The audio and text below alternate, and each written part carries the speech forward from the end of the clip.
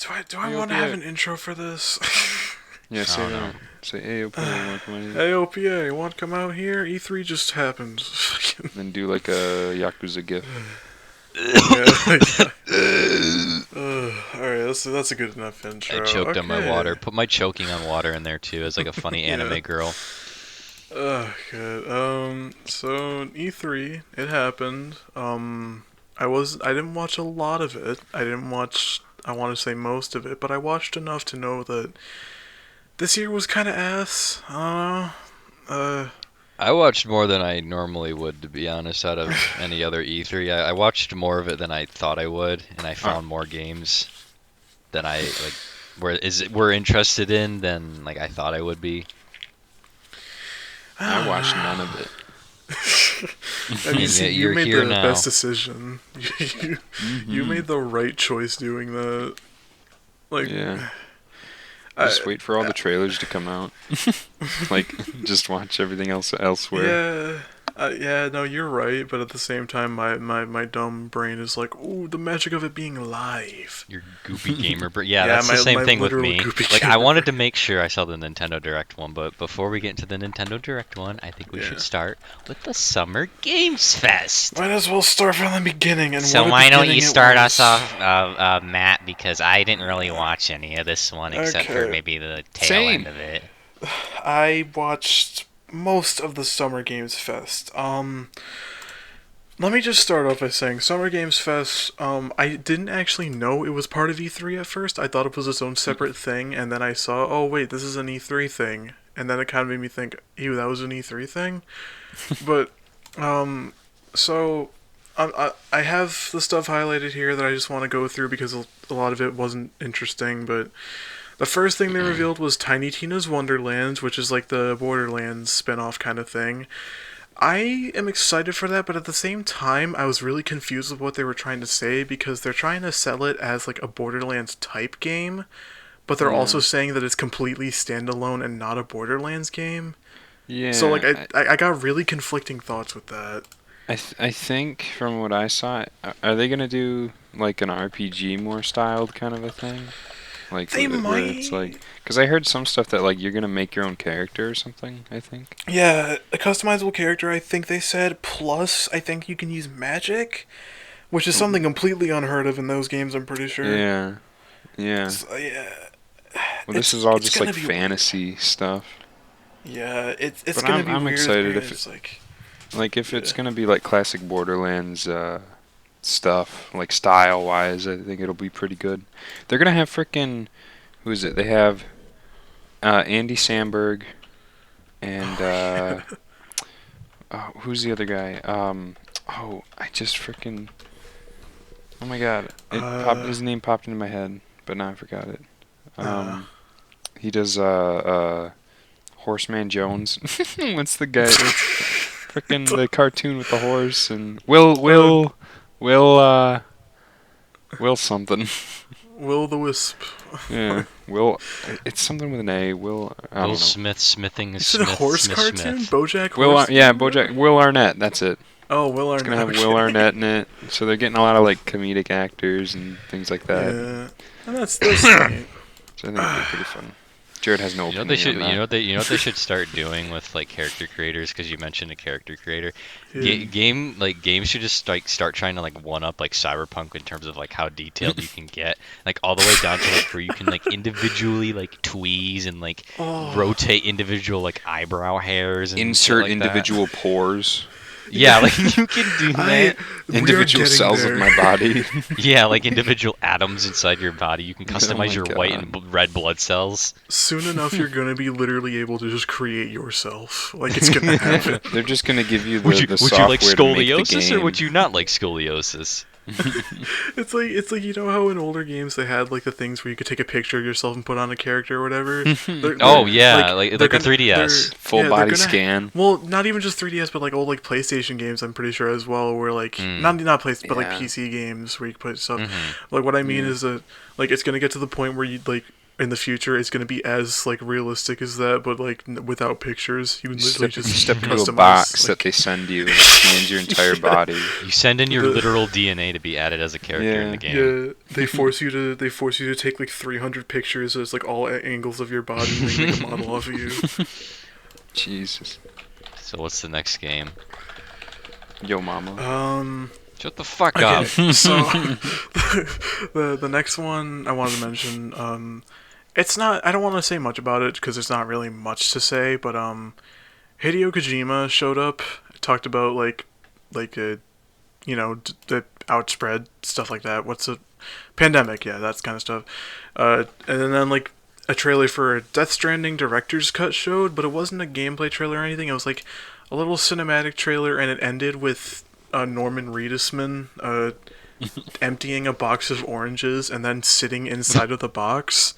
What? And I was no, that was my exact reaction. It sounds like something you've seen Yakuza. I know, Yeah. I was so fucking confused, but then like while I was watching it and talking about it in the server, one of my friends messaged it was a fuck Konami move, cause like Metal Gear, and like I thought to myself like, maybe, but like other than that, like I don't understand what the point could have been there. Maybe it was a Yeah. jab at Metal Gear and Konami, but like I didn't get it personally. I thought it was a very strange decision. Yeah. Next up, Jeff fucking Goldblum showed up, like, which completely like surprised me. But then, like, after it played Jurassic Park Evolution 2 trailer, that kind of made me think I should have expected that because it's Jeff Goldblum. Good old But Jeff. like I just thought that was a weird thing that got him in to show the Jurassic Park Yeah.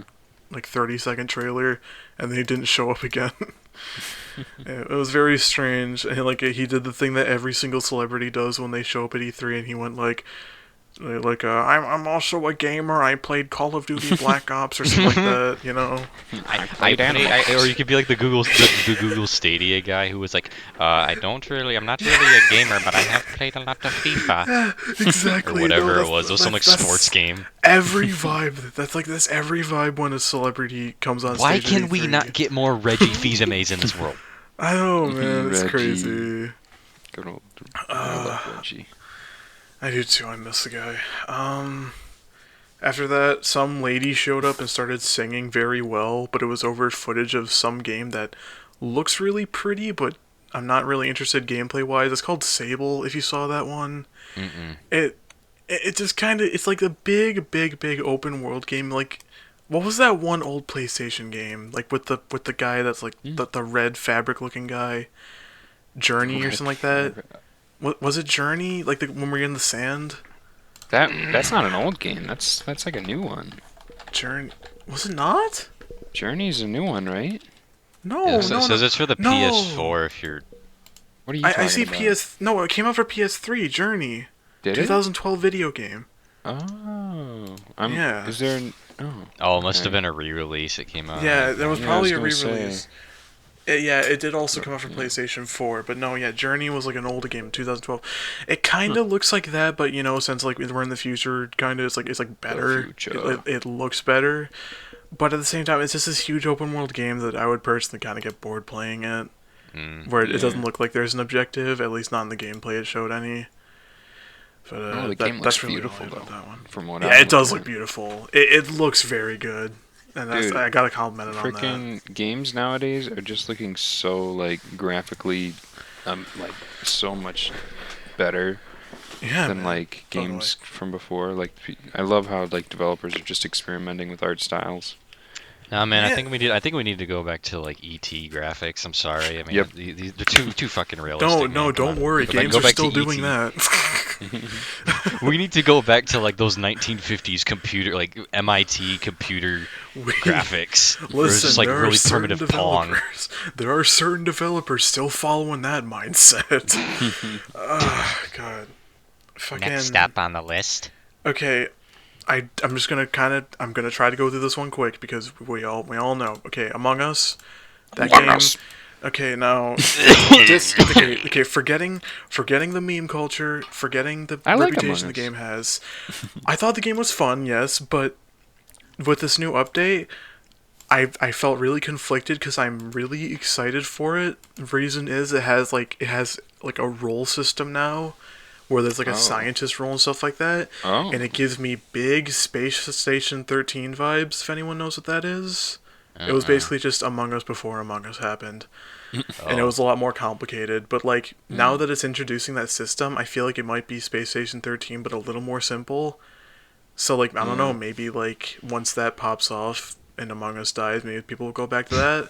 Point is, I thought that's kind of cool, but at the same time, I don't want to play Among Us just because I don't think I'll know any like group of people to play it with that don't suck ass. Yeah, you gotta get like a good group. It. You do have to get a good group, and the groups that I used to play it with, I don't think I'd want to play it with anymore. So I've been Among Us free for 19 years, and I'm gonna keep it that way. And listen, you've been making the right decision because that game was fun when it first came out, but then the more and more the more and more it was out, like the more unfun it was to play with people.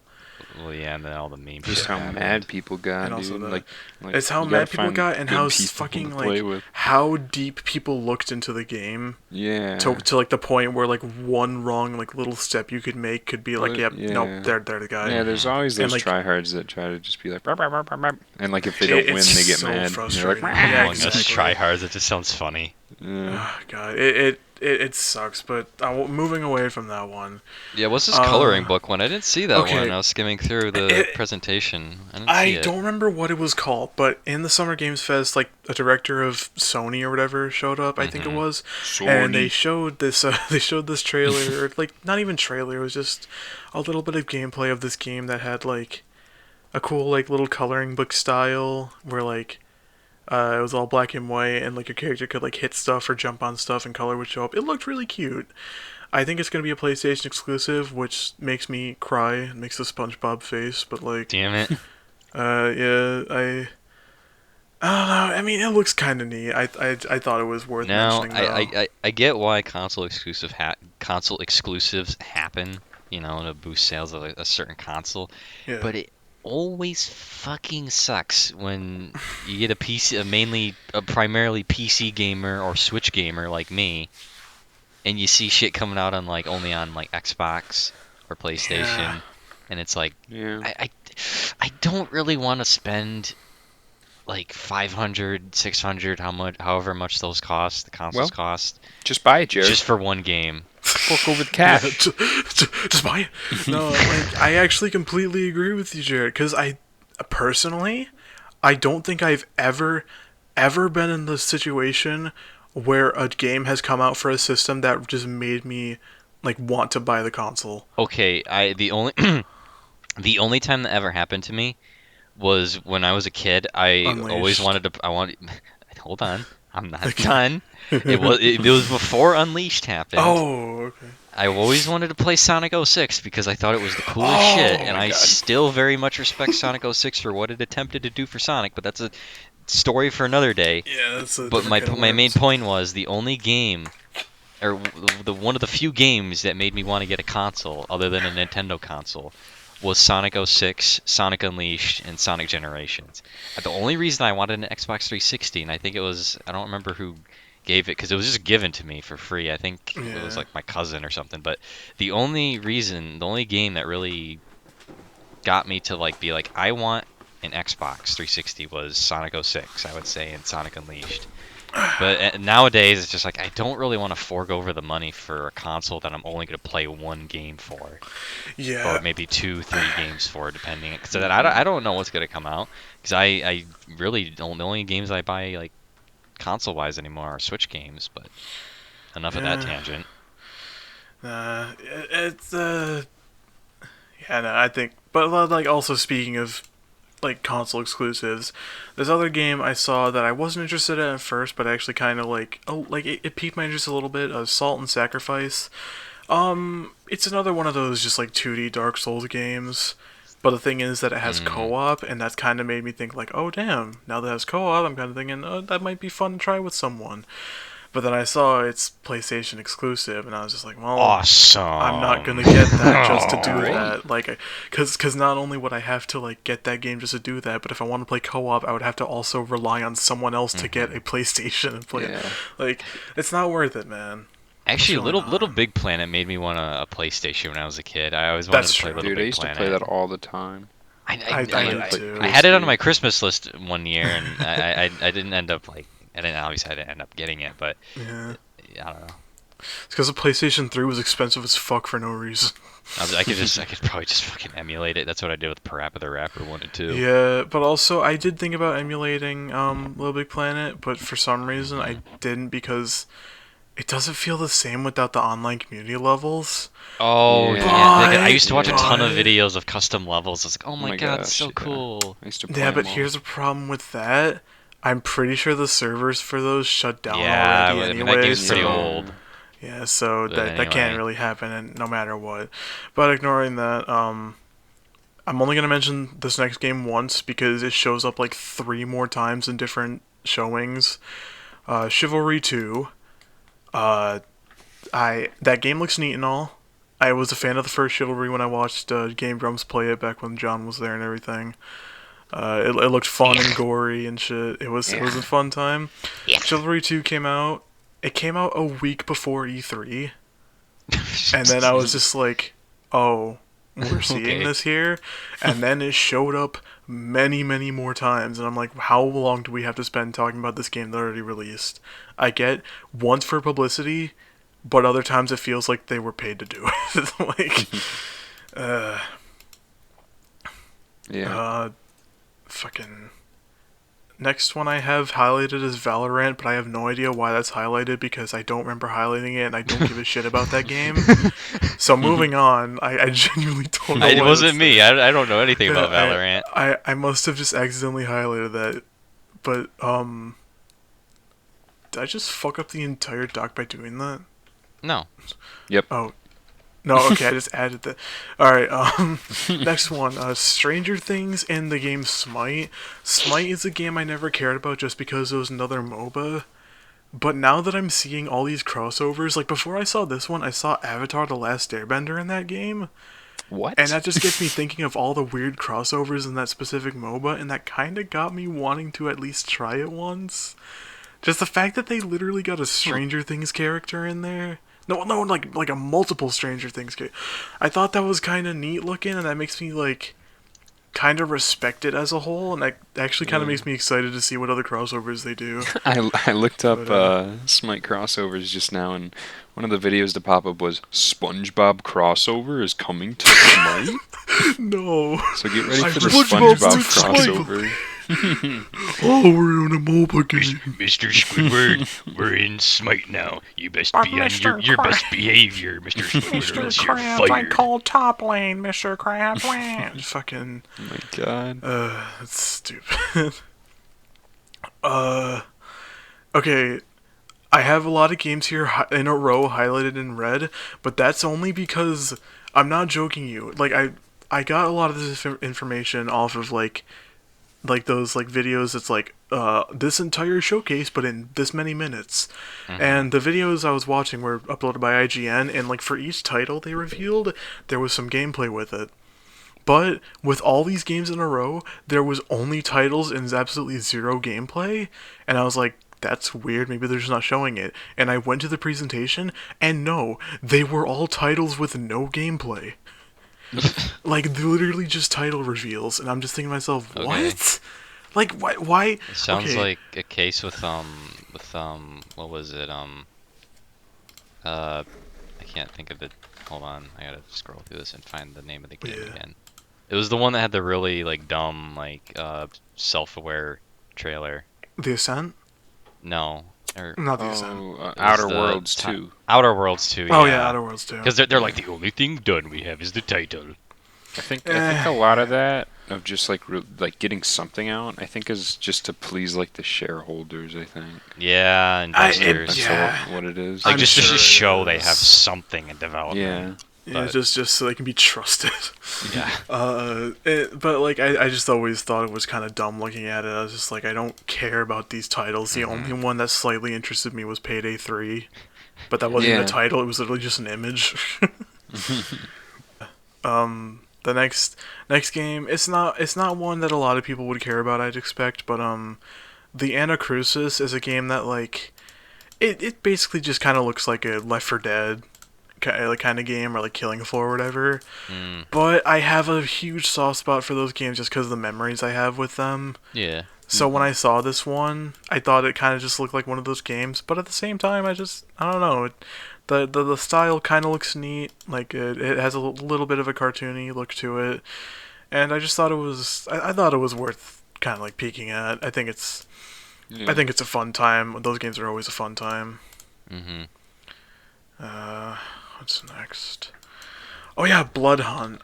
The only reason I have that here is, what was the reason I had that here?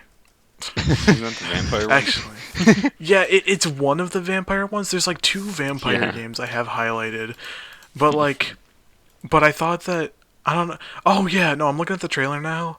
It kind of has some cool like looks to it. Like graphically, it like doesn't look like the most original, but like I don't know, like from the reveal trailer, it kind of looks like it'd be interesting. There's like people just swinging swords and shit, and like they use blood and all that. I don't know. I think I'm kind of hopeful towards it. That's all I really had to say about that one. Yeah. Next is Overwatch 2. This game's been in development for how long now? 2019. I got nothing about 2019? Overwatch. I'm a hardcore TF2 player. Never touched Overwatch in my life and never will. Don't compare the games. No, I'm not. No, I'm not comparing the two. I'm just saying that, Okay. because it's like back then, when Overwatch was becoming a thing. It's like, oh, you're either a TF2 player or you're an Overwatch player. Yeah, I hate that mentality. I've always been both. I'm just saying, Overwatch never interested me. Like, I just rather play something like Team Fortress 2. I'm not trying to directly compare the two because they're totally I different. know. It's just this is the fucking. I always hated Well, that's that what people are going to jump comparison. to, because, I mean, think about the game theory video where it's like, No, yeah, that's why I always hate that comparison, because to me it's basically like saying, "Oh my God, you're either a Call of Duty player or a Paladins player." Like that, like exactly, like that doesn't feel right. That's the kind of comparison I you have. either there, play but, Super Mario or you play Amnesia. Yeah, but like, the reason I wanted to mention Overwatch 2 is just because they keep on talking about this game, and not gonna lie to you, the more they talk about this game, the more the game pisses me off. Just because of the decisions they're making. The redesigns, they're kind of minor, but some of them I'm not really a fan of. Also, the game looks the exact same overall. I was going to But, say, the one thing I've heard about Overwatch 2, and I've seen several memes about this, is there's one I saw where it's the Sonic Adventure one. yeah, it's the Sonic Yeah, the Adventure Sonic one, one. and then I've seen one where it's got like Mario, and it just has like some extra like tech gear on him, and there's one where it's the SpongeBob movie where it's the Krusty Krab and the Krusty Yeah, Krab too. it is. No, Yeah. that's the one in my thumbnail for one of my videos when I talked about it. That's what I did. I had Yeah, the that's the Krusty only Krab thing I've next to the heard about Krusty Krab Overwatch too. 2. Yeah, pretty much. But like my main concern is what I want to talk about. I just want to quickly rant. Overwatch 2, they've decided in their PvP mode, instead of having 6v6, it's 5v5 with a strict roll queue of 2 damage, 2 supports, and 1 tank, and that genuinely goes to show that Overwatch developers are way too lazy to actually fix their game and instead just Yep. add more limits to it. Yeah. And that's why I'm kind of not excited for Overwatch 2 in terms of PvP. I'm much more excited for the co-op, like story PvE kind of stuff. Yeah. But that's really all I have to say about that game, because I just don't want to think about it. Um,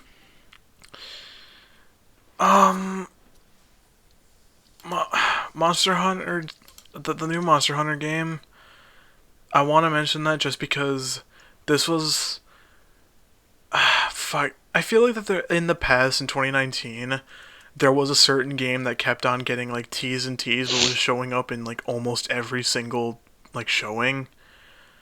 I remember people complained about that. That's what I feel about Monster Hunter. because I don't want to diss Monster Hunter. I never really tried the series. I'm sure it's fine, but it was in like literally like 3 or 4 different showings, and all of them just weren't interesting to watch. Especially Capcom's, but we'll get to that later. But yeah, no, I just think it's a minor complaint from me that I just think that it didn't deserve to be shown that much. Like we get a new Monster Hunter game every year. It feels like no, that's a lie. Yeah. Not every year, every other year probably. I don't know. Yeah. Weezer lmao. Okay, Weezer. Tell us about that, Matt, because I didn't see the Yeah. Weezer performance. Oh no, maybe I did. Okay, Maybe I saw like a here's little the thing. bit of it. Here's the thing. Neither did I, because I stopped watching the Summer Games Fest in the middle of it because I had to like shower and like walk somewhere or whatever. So I just kind of stopped watching and I was like, it's not worth my time. But then I realized because my friend was messaging, "Oh look, Weezer's here," and I'm just like, "Weezer!" and I remembered that they were gonna show up, and I didn't listen to their performance, but from I still haven't watched or I think listened I to saw their a clip on performance. Twitter. But as a Weezer fan, I don't really think I was that interested in watching it. I don't know. I just Lord. like fucking all the Weezer fans are gonna get mad at me. I'm looking All at a 5 clip of it them. right now, and it looks like a psychedelic Beatles experience with some of the backgrounds. They sure do like to be that. It's I don't know. I just think it's really really funny that Weezer showed up to E3. Yeah. The last time Weezer had to do with video games was when they had a Fortnite event and the album sucked ass that they were my promoting gosh. for it. Oh my god. Ooh, this next one. This one's for me. Sonic 30th Anniversary Symphony. Personally, I didn't see that one, and all I knew about that one is that people were memeing on Sonic Unleashed. I don't remember what the reason was. No, the reason. Okay, this is the Oh first boy, one I here get we go. to. Yeah. I want you to talk about this one. splurge about. So they did. Yeah. Oh my god. Oh my god. This is getting me like excited because I'm really hoping this because the reason everyone was talking about like memeing on Sonic Unleashed is because they kept mentioning it as if they're planning it for a future remaster. And one of the preview performances they did was Rooftop Run, and it sounds amazing, like fully orchestrated. And some of the song, I don't know, like if there's a song list out there yet. If they've already decided which ones they're gonna do. In fact, I don't remember when the symphony's actually gonna happen, Yeah. like the full thing. But I'm hoping to like hear some songs like Open Your Heart, Live and Learn, City Escape. I want to hear some more Sonic Unleashed stuff. I mean, there's Yes. obviously Rooftop Run. I think there's a Sonic Mania song in there somewhere. I could be wrong though, but I thought I heard in a video there was Sonic Mania in there. I want to hear, I think, some Sonic Colors stuff. I mean, the soundtrack's already orchestrated, but like, I mean, this is like Yeah. on a grander scale, I think. What about Sonic Forces? No.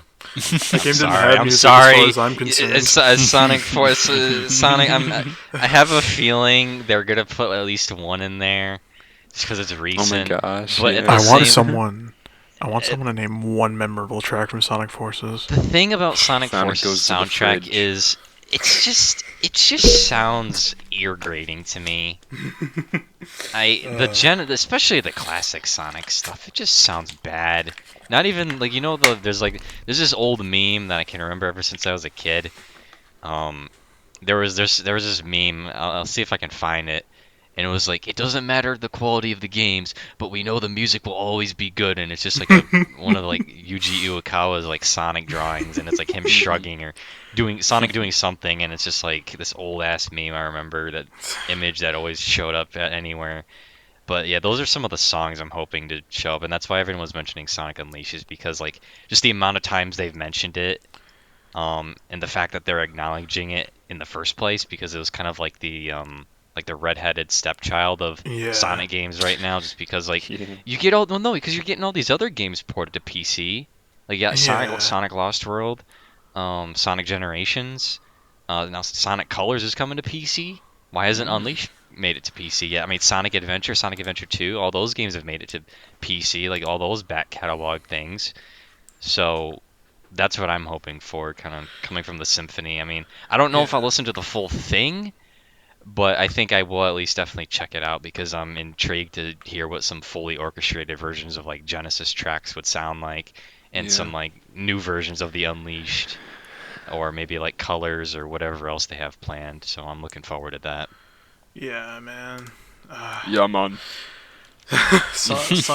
Sonic's future is, in my opinion, looking a little bit bleak, but I'm hoping that something good comes out I'm soon. optimistic about it. I'm not. Yeah.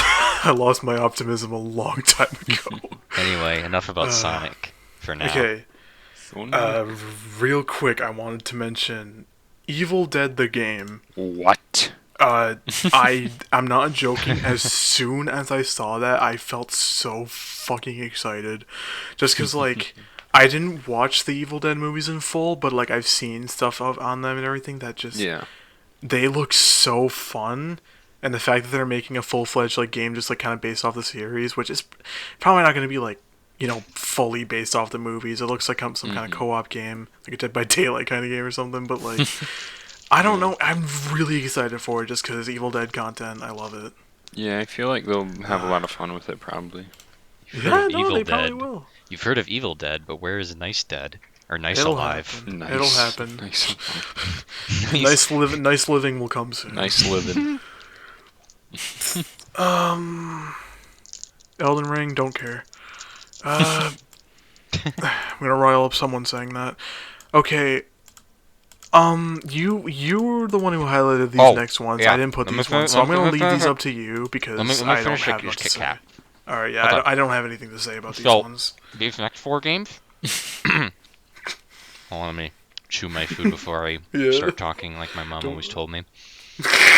Don't Okay. move. These next 4 games, okay, excluding Walk, I probably won't play that one, but the last 3 here I'm really interested in because Unbeatable is like this. It's like the way they described it. It's already out on Steam. It's for free. Oh.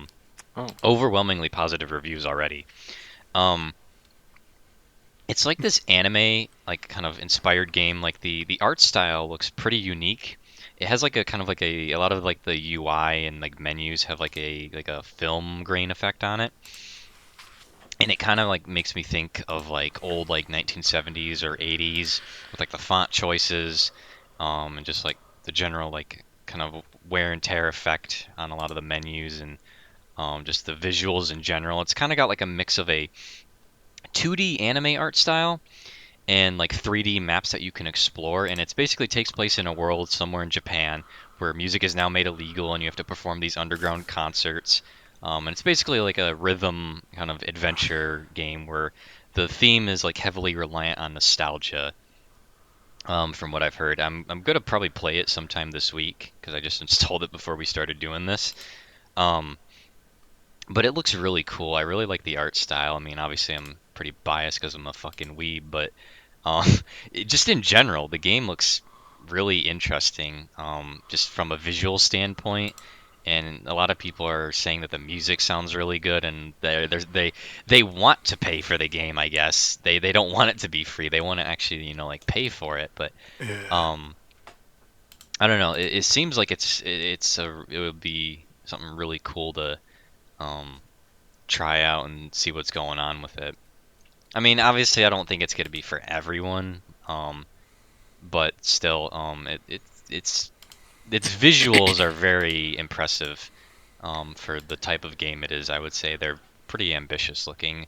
There's a lot of like kind of like this glowy effect, almost like they're like not quite neon, but like everything's kind of got like a gamma effect to it. But it's not like too intense either. It's kind of like this nice, I guess, happy medium between overblown bright graphics and like kind of worn down film effects. But the next game, Behind the Frame, this one looks really, really fucking nice. It looks almost exactly like it could come out of like Studio Ghibli. And basically what it is it's like this point and click game where you have this kind of like aspiring artist and she's trying to finish like a masterpiece. And from the kind of like showcase, it said like it was kind of like a puzzle like point and click game where you the character she lives across from this like older guy with his cat, who's also an artist. He always kind of like ignores her. I'm not sure what like the deal is behind that. Probably just doesn't really take any notice. But it's basically like the full title is Behind the Frame, the Finest Scenery, and it's like heavily reliant, I think, on the theme of just like easy living and just enjoying the little things in life, like drawing and just having fun doing something you're passionate about and whatnot. So it seems like the game it's going to be really chill and just kind of something you can relax and play with and just have like an enjoyable story about life and just appreciating the things you like doing. So I'm really looking forward to whenever it comes out. I'm definitely gonna get it whenever it comes out. And the art style, like I said, it looks like it could come straight out of a Studio Ghibli film. It's very well animated from what I saw. It's got like hand painted backgrounds. There's no like 3D modeling. It's all like anime and style, kind of like anime styled animation, and just in general, it looks really, really fucking nice. It's one of the games that I'm most looking forward to out of this entire E3, I would say, just because I love drawing, I love anime, and having something relaxing and combining that all together in one game. I think it's gonna make for a really enjoyable experience. Now we're gonna do a complete 360 in terms of the tone here with Oh my god. Walk. So you know how in the past few years like PS1 style kind of graphics have been kind of like a theme amongst like indie horror games. Like I think Siren Head Yeah. could be classified as yeah. one. Yeah, but don't count Siren Head. Well, 'cause yeah, those are good okay, games. I'm not gonna compare it to that, but like just as an example, how about that? No One Lives Under the Lighthouse is a good one in my opinion. I don't know any other ones beyond like Yeah. Siren Head, but No, that's still, fair though. Yeah. The Walk is a disturbing game where there's just like this big creepy. It's just like from what I understood from the trailer or whatever. It's like this elementary school girl in Japan, and she's like trying to make her way home, and like it's like a survival horror game, and it's got this really scary, weird, like tall black monster guy with a creepy face. I can't put an image of it on screen, and I can't think of what it reminds me of. It looks like I can't remember the name. Oh, No Face from Spirited Away. Yeah. That's what. Oh! Yeah, that's what I was gonna say. It looks like Yeah. No Face. Or like Yume Nikizuboa. Yes. Yes. And it unironically, I mean, I'm a fucking pussy and I don't really like horror games, but just the style of it and how like unnerving it looked kind of really caught my eye, and it has that like PS1 almost like I think what was the early PS1 game or PS1 games that had like the pre-rendered graphics? The like really shitty 3D models. Wasn't it like the early Final Fantasy games and early Resident Evil games? Yeah, Heart of Darkness also Yeah, kind of that. I think it's kind of like that style where you have like these like I think you have these you walk around different screens. Oh, yeah. So, So you have to like run away You and mean like like survive. fixed camera angles? Yes. Oh, okay. Oh, You're that's like moving gonna be around neat. different like fixed camera screens, and Shit. it's pretty fucking it's pretty fucking creepy if you saw I didn't if you saw see those this game. if you look at the screenshots I sent in the chat earlier. Yeah, I saw. But they, yeah. it's fucking creepy, and like the sound effects that they put the sound effect that played when the monster came in, I was like, oh, what the fuck is going on here? I am very excited for this game. I probably won't play it, but I'm gonna play it. I have a feeling Yeah. Markiplier will do a let's play on it, so if he does, I'll Every watch that. Oh, fucking yeah. horror game. Yeah, every horror But game now is we're gonna gonna do love. yet another 360 and go to Moonglow Bay. This one, from what I remember, it was it's kind of like a voxel style game, like that style of graphics. It takes place in 1980s Eastern Canada in a fishing village, and it's what they described it as was like a kind of calm slice of life game that revolves around fishing, and you're trying to like repair like I guess like fractured relationships in your town Now and this like is your my kind of hometown and game. stuff. And You had me yeah, and fishing. like it's always a good day when I'm down at the fishing hole. And your line doesn't get tangled. But like behind the frame, it seems like it's gonna be another enjoyable kind of like story-driven experience. I'm looking forward to it. I think I'll probably play it or give it a shot. Is it on the Switch? I Let me look that up. Don't remember. Let me look at Moonglow Bay, see if there's any like. It's. I know it's gonna be. I know it's on Steam. I wish listed it, but The platforms listed are Xbox One, Xbox Series X, and Windows.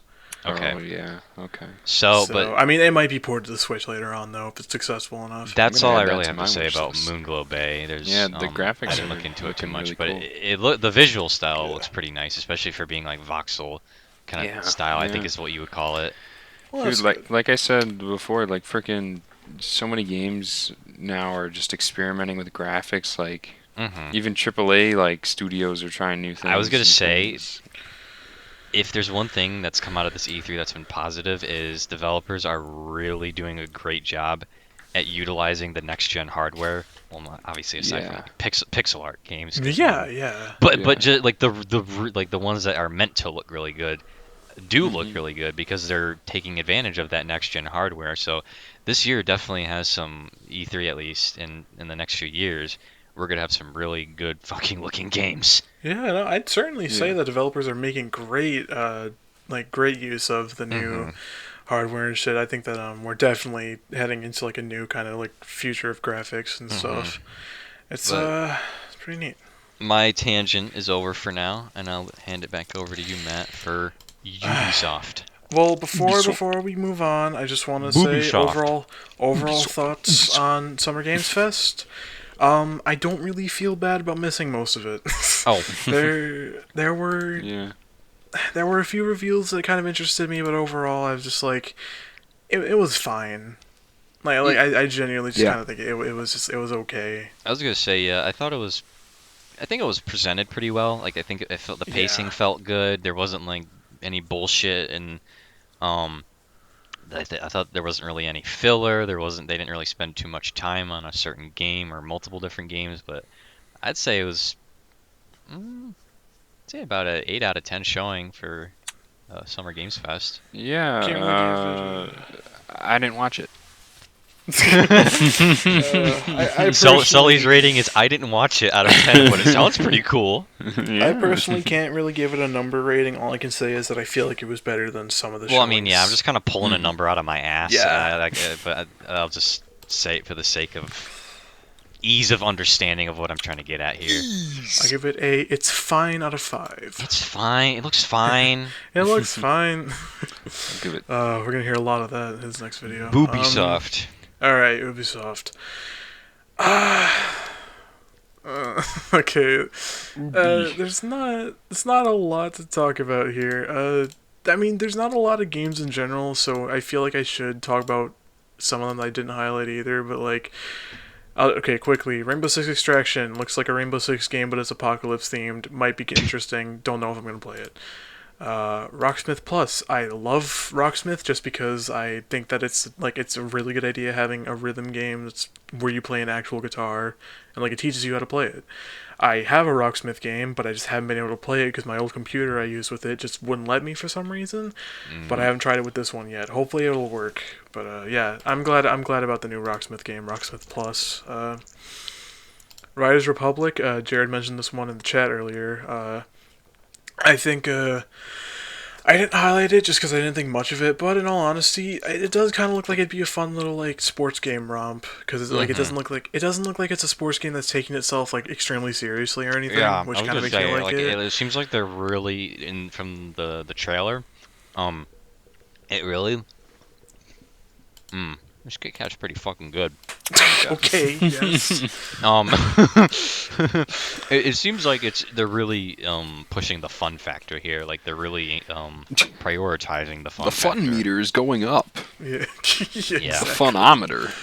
But yeah, I mean, obviously, I'm not really the sports type in general. But I mean, I've played a handful of like sports games in the past.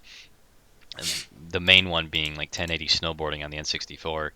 And whenever I see a snowboarding game, like in Riders Republic, I was like, I might give this a shot. But just in general, it looks pretty fucking good, and seems like it could be a lot of fun, and probably with friends too. But that's all I got to say Yeah. about it. Mm-hmm. Yeah, it looks interesting. Next one. I only want to mention Just Dance 2022 just because I'm actually genuinely surprised they're still making Just Dance games. Oh my Yeah. god. Yeah. Like, I'm surprised they didn't release this one on the Wii. yeah, no, that's my point though. The fact that like I'm really surprised that like after the Wii and Wii U died off, they're kind of still making those games. Cause I mean, like I don't know a single person who's still playing Just Dance games. I played the fuck out of one or two of them when I had the Wii, games for the Wii. Mm-hmm. But I mean, like after that, I just kind of stopped caring.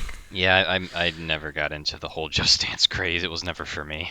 Yeah, the only time I've ever played them was at like parties, like if they had it set up, or at other people's houses. Like I've never owned a copy of any of them. Actually, when was the Just Dance craze? Was it during the Wii era? Yeah, Oh, it was yeah, definitely during the Wii. definitely. That's where it started. Was it like And the? it was the Kinect too, right? Yeah. That was like. But that's also Dance Central. Where that was Yeah. Oh yeah. Kinect was great for dancing games. Yeah, but, I was busy like playing like Super Mario Galaxy or something in like that's 2009. Yeah, I was busy playing Call of Duty by myself. I owned the first Just Dance game. Like I played it all the time at my dad's, and I thought it was like one of the most fun games I've ever played. Like I genuinely have a lot of really good memories with it. Hell, some of the songs I listen to today are actually because of that game. But Your love of Weezer came from that game. Nah, there was no Weezer in there. I wish. Fucking the song "Jerk It Out." I like that because of that game. Jerk what? The song. Have you heard that song "Jerk It Out"? No, it's the one that goes. Oh, I think I've heard it. I think I've heard that. That song, yeah, it was in Just Dance, and I loved the fuck out of it back then. But yeah, no, it's I thought it was a fun series, but my point is that just it feels really weird that they're still making Just Dance games to this day. It's kind of strange to me, but whatever. They should have released it on the Virtual Boy, the ultimate gaming classic system. They should have put it on VR. Yeah, I mean, I'm Honestly, sure they're dancing. I feel VR like it would be games. much better on VR. I think that there are already dancing VR games, but they're probably not that popular. Yeah. You need a pretty big space to do that. Yeah. Next, Far Cry 6 plus the Season Pass. I played. Okay, I cannot consider myself the big Far Cry fan. However, I did play Far Cry 5. It was my first Far Cry game, and I actually loved the shit out of it and thought it was really fun, and it inspired me to want to play the other ones. So I'm kind of trying to become a Far Cry fan, and I gotta say, 6 has gotten me excited. Just like the making of it. And... What? I'm the polar opposite. Never played a Far Cry game and probably never will. That's fair. I don't dislike it because I've never played it or tried it. It's probably it's not just your style. Not my style. Yeah, I do not think it's your style at all. But the big reason I'm excited and why I mentioned the Season Pass is because the trailer for it showed you being able to play as the villains from 3, 4, and 5. Oh yeah, and I think that's really interesting. Oh, really? I'm actually really Wow. Yeah, you play as Voss from Far Cry 3, that one guy from 4, and Jacob from 5, and I thought that's cool as fuck, and I'm really excited to see what they do with that. Dude, the only thing that would I think right now that I've seen that's kind of I don't think I'm gonna get it, but the only thing that interests me right now that's in it is Giancarlo Esposito. He's in that? They're bringing Breaking Bad into Far Cry. Oh my god! No. I did not know that actually. He's the freaking he's the main antagonist, right? Oh, he might be. I just remember Admittedly, seeing I'm all not the too educated. freaking cinematic trailers and stuff, and he's doing his act his whole thing, and he's like, "Whoa, Yeah. pull the grenade, die, child." That's what he does in the shit. That's what he does. Yeah, probably. Yeah, I think you're right. Mario and Rabbids. This one's funny to me just because It was leaked beforehand anyway by someone at Oops. Nintendo, and I guarantee someone got fired that day. Yeah, Shigeru Miyamoto body slammed that motherfucker. He went red in the face and Dude. fucking like suplexed them. Reggie did a speedrun interview, got hired at Nintendo, became a Nintendo employee for a day, body slammed that fucker, got fired and left. Oh, probably because that. Got tired He went and back. left. He went back to GameStop. Yep. I don't know. But just, Honestly, I think the Mario was the first Mario and Rabbids. Like, could you walk around in that game? Yes, It you was could. like Okay, yeah. 'cause- What was the game that? The one with the aliens. What's the one that's? XCOM. Yeah, XCOM. That's the one people. It's an compare it to. XCOM based game, yeah. I that's- thought yeah. about trying this Mario and Rabbids game to give it a shot, but I feel like it would be. I don't really know. I'm not really a huge fan of like the whole tactical turn-based RPG style games. Mhm. So I don't really know if it's for me. I kind of like it. I like the walking around aspect because you're always on the move, but I don't know how I'm gonna feel about the whole tactical part. I mean, I guess that's the whole point of the fucking style of game, Yeah. but at the same time, I feel like it'd be a little too slow paced for me. I've never tried the first one, so I don't really know how I feel. But just based on my goopy gamer brain style, I usually don't wanna. I usually don't like. I'm not really a huge fan of those style of games, I guess you could say. But I thought about giving it a shot to see if I like it. I don't know though. Yeah, do it. For me to just quickly talk about this, I do have the first game. I barely played it because the intro sequence has been really boring to me. But like the game, I kind of respect the games. I don't like Rabbids, but I do respect what the games are. I will say with the sequel, I genuinely was like appalled and like shocked. Not in a bad way, but just in the sense of like I did not think that Nintendo was going to be willing to do another one. I really I didn't think didn't- they were going to be willing to yeah, do I a didn't sequel. think- How did this collaboration even become a thing? Exactly. Mario and Sonic. Mario Yeah. and Sonic. That makes sense. Mario and Rabbids. The fuck does that? Who came up with that? Because Rabbids- rabbits, Because because rabbits, are rabbits were goofy. done. Rabbits finished killing Rayman. Now they're going I, after I Mario. thought Rabbids Yeah. died out in like the 2010, in like the early I know, 2010s. Nah, man. They even got their own TV show, dude. I always Oh my thought they were gosh. annoying when I was a kid. They are Yeah, annoying. exactly. They're the minions of video games, so no one's willing to admit that. And actually, no, I'm sure people are. But I remember seeing them and being like, "Go away." the cartoon. To just like, and I Oh, just saw rabbits them in general. everywhere, like on Yeah. game covers and commercials, and I'm like, "Go away." They're annoying. They scared me. they're they're freaky. Next game. So like everyone, when they hear the words Avatar game, they all perk their heads up until they realize it's a game about the blue people, and then everyone's like, "Ah, man," because Okay, and it just fucking. Why is it still relevant? Why is Avatar still relevant? okay, How is it yeah, still relevant? Say what you want about Avatar, but that movie is incredibly not memorable. It looks beautiful, yes, but like it's not a memorable movie. Mm-hmm. No one can remember any of the characters except for like Jake Sully, which is like the main character. Like that's Yep. like not like but they're still gonna have like 4 sequels or whatever, and apparently a Yep. video game which no one's gonna play. That's really all there is about that, though. Ubisoft, fuck you. I'm gonna I kind of want to quickly get over with Devolver Digital just because like,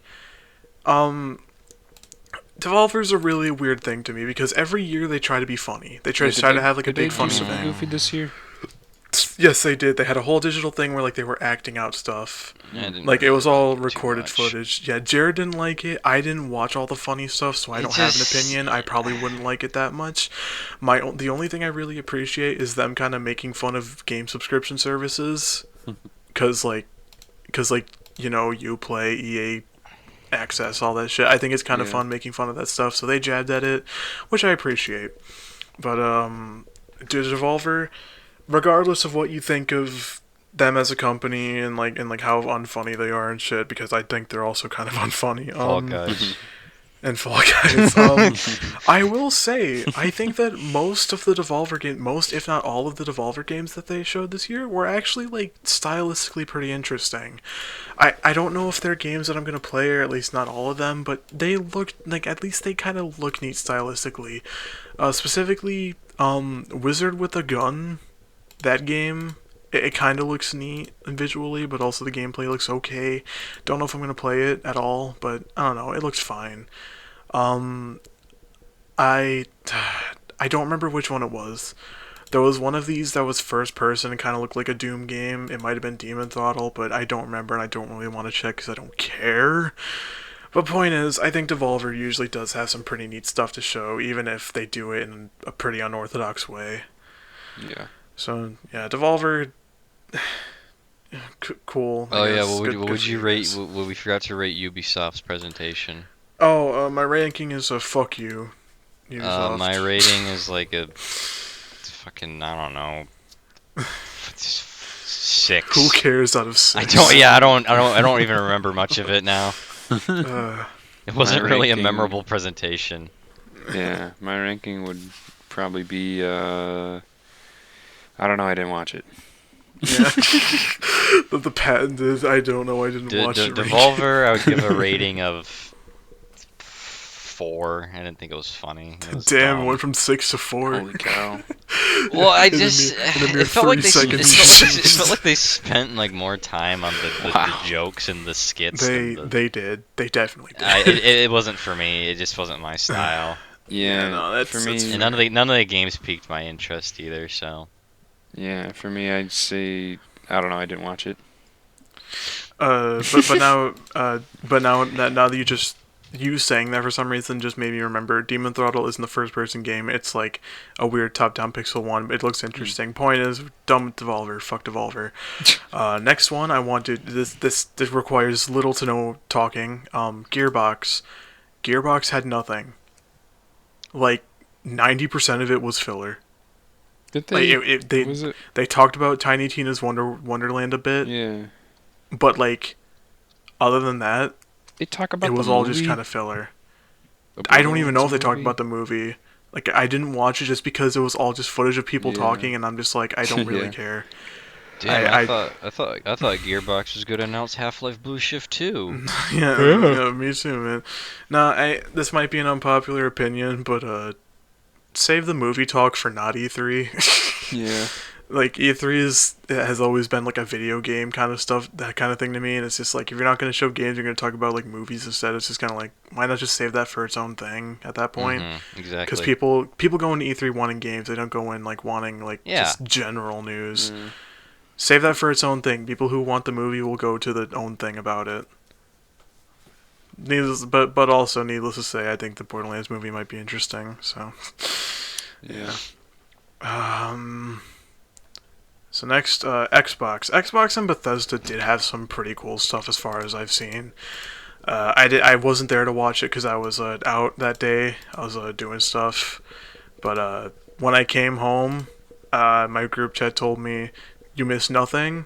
And when I looked through it, I was like, I was right. I missed nothing. But actually, like looking back on it, no, there was some good stuff. So I'm just gonna very quickly go through the recap, like the stuff that I thought was interesting.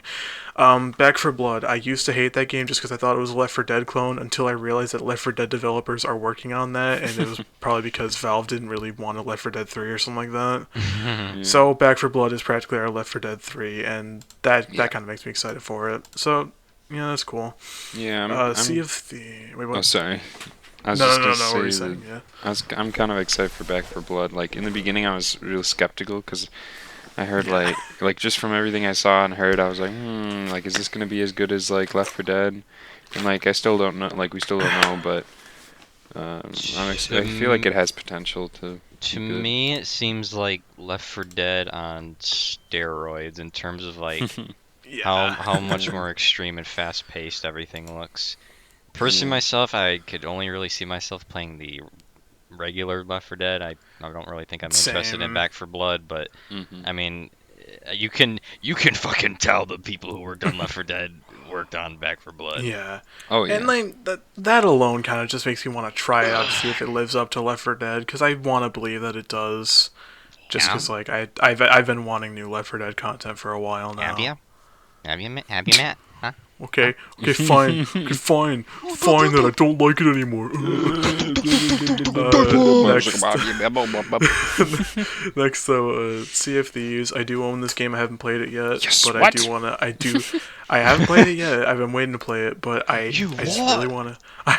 You what? I really want to quickly mention that the fact that they have Jack Sparrow in there is funny as fuck, and I kind of like that. Dude, I'm actually kind of hyped for that.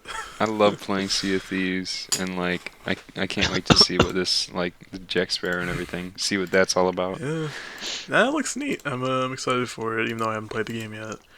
So yeah, there's that. The entire Yakuza series is on Xbox Game Pass, and I wouldn't care about that if I didn't have Xbox Game Pass now, which I do. So like now that I have it, and like now that I have like till September until it's gone for me, until Get unless all the I like, games. pay for more. But like yeah, but like thing is, I have Kiwami 2 on Steam. And so, like, now I have the pressure, like, I gotta install that, I gotta beat that, and then I gotta beat all the rest of the games on Game Pass before September. So I'm just like, shit, I gotta beat all the Yakuza games. But I think it's really cool that they have all of them, including Yakuza 7 on a... Also, I realized I've been calling it Yakuza this entire time. Someone's probably gonna get mad at me. It's Yakuza, but like... Point is, the entire series on Game Pass. Hey, That's more neat. people get to play Yakuza. More people get to experience the masterpieces. Yeah, man. I'm very excited about that. I think it's a game worth experiencing. I do recommend Yakuza 0 to everyone.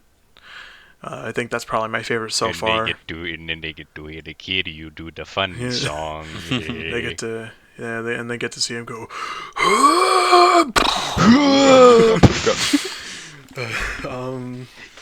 Kiryu-chan. That's Kiwami. They gotta wait for that one.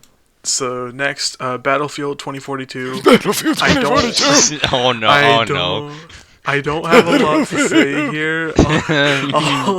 Give this one to Sully. But before I do, I want to quickly say that it does look kind of neat. My dad, It's who's a the big God Battlefield Killer. fan, he's not excited for it personally from what he saw, but I don't know, it might be fine. Would you like to talk about it, Sully? It looks good. The floor's yours. I don't know what else to say, but it looks good, and like I haven't been like just like with the whole like COD versus Battlefield. I feel like Battlefield is doing its own thing, and if people still like want to say COD versus Battlefield, I feel like this like with like the whole when Battlefield 1 came out, you know how that was coming out and everyone was like, "Oh, like get COD out of here. Battlefield's the new game to play."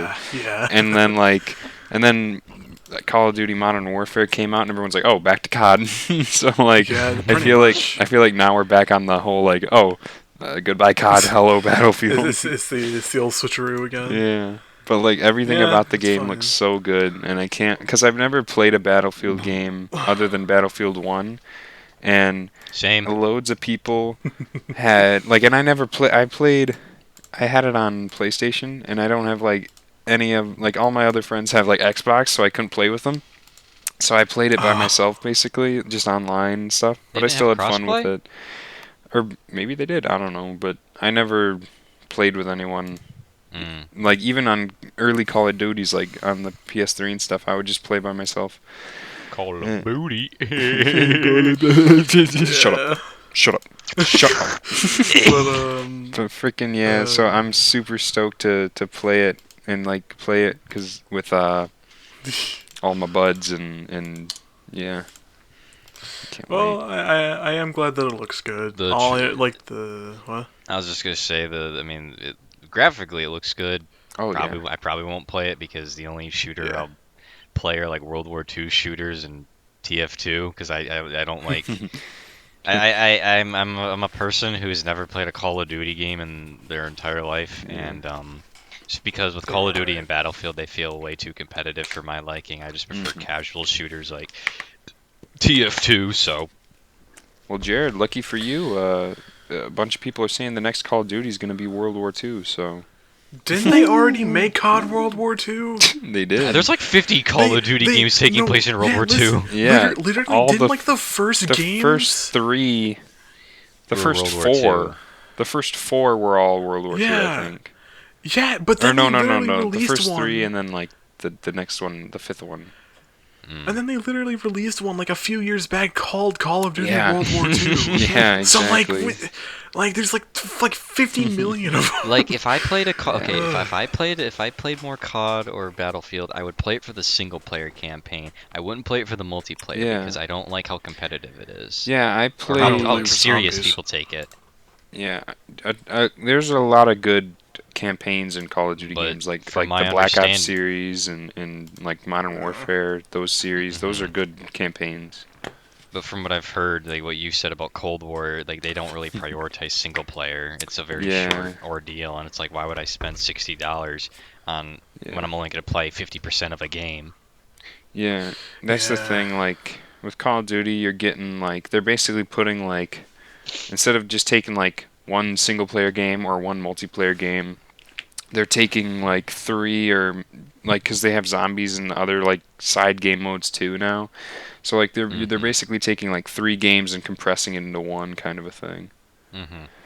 and really putting an emphasis on microtransactions. Like Oh, Yeah. that's awesome. I think the whole because like the rumors about the World War II Call of Duty, they're saying that they're gonna make like another Warzone map because they already have like they have one that takes place like in modern times when Modern Warfare came out and like Warzone first started, and then they just made a new one in like the 80s because of Cold War, and now they're thinking they're gonna make like a World War II map because Warzone makes all the money, you know, like from microtransactions. So Yeah, it they're basically definitely putting all their focus into that, which sucks. Yeah, but enough about stupid fucking big shooty games. Moving on, the next game I wanted to mention is 12 Minutes. That game was revealed in 2019, and like there was nothing really showed except for like a little like a cinematic kind Only of 12 trailer. minutes was shown.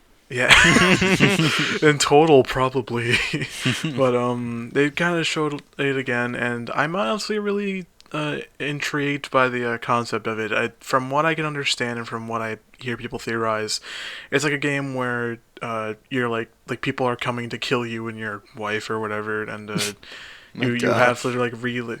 I know, but like That's you have to relive terrifying. like this. It is. That's the thing. You have to relive like the same 12 minutes before it happens to try to like find a way to prevent it or whatever. Yeah. And I think it's a really really neat concept, just like from the top down as a weird little 3D art style, and I'm excited for what comes of it. Party Animals. Jared's very excited for this Yep. one.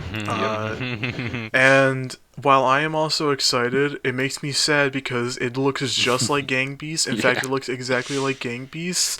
And all these years I've owned Gang Beasts and have not been able to play it at all. But now that this game's coming out, everyone's excited for it and they want to play that instead. I'm like, then why do I even have this game then? Yeah. like what's the point? Because there's But, cute animals in Party I know, but I have Gang Beasts. We Yeah, can but Gang just, Beasts like, has cute parsec that. little people. Yeah, They're not but as you cute can as play- the animals. But you can They're play funny, as a though. cat They're not in just Party cute, they're funny. Animals. Why can't we just parsec Gang Beasts at some point, Yeah. man?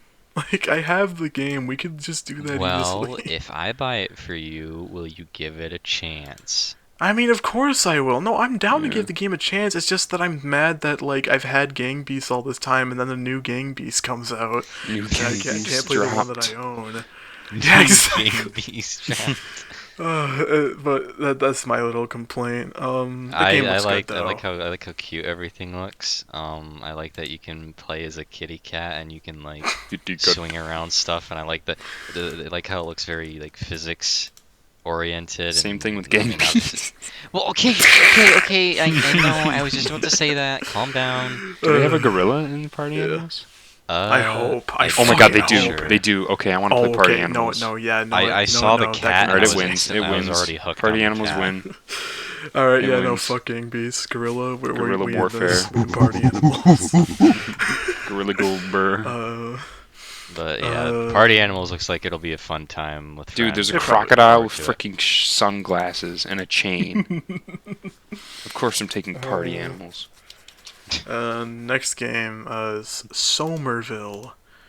Uh, Looks cool. that it does actually look really cool. It's another one of those games that like the visuals is what really like kind of piqued my interest, and it just looks like this. Wait, what? I was just gonna ask, is it made by the same people who made Inside? I don't know if it's made by the same people. I will actually check that right now though because it certainly Yeah. looks like it because it looks Yeah. like Inside. Here, let me just see here. I think it might be. Jump Ship Let made me it. look up Inside. Does I don't think it is. Oh, yeah. Bless you, Jared. Thank you. Play Dead Uh, developed oh Inside. no! Oh no! I closed out the dock. Where is it? But yeah, I think it looks really neat. I mean, Yeah. I'm excited for it personally, just because the visuals look nice. Uh, Halo Infinite. This game has been. Halo Infinite made me go crazy.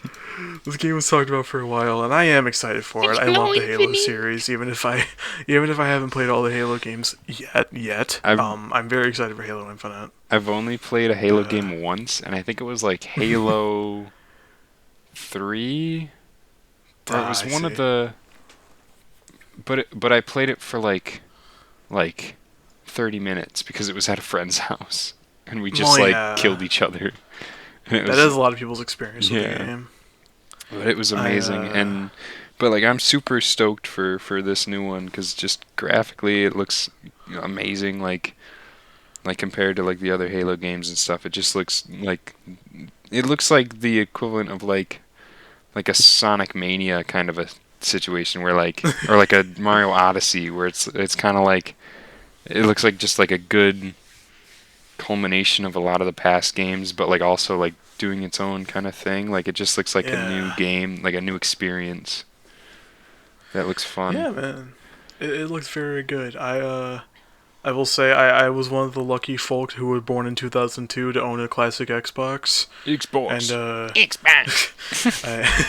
I grew up with Halo Combat Evolved. I played it. I sucked at it, but it was really really fun, and it got me hooked in that game specifically. So I am excited to play the new game. I feel like Halo Uh, Combat Evolved was like the equivalent of like Half-Life to Microsoft. Like Oh, yeah, like Half-Life for Valve was or Halo yeah. Combat Evolved Halo for was their Microsoft was Half-Life. the Half-Life.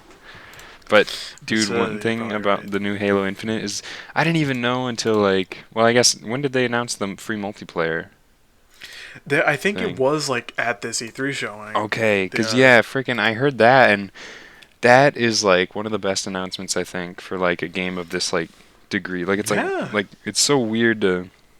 It's like what? It's like it's free to play, and I think I'm still gonna buy it for the campaign because I want to play it. Yeah, But same. like that's crazy. That's awesome to like be like, yeah, the game's the multiplayer's free.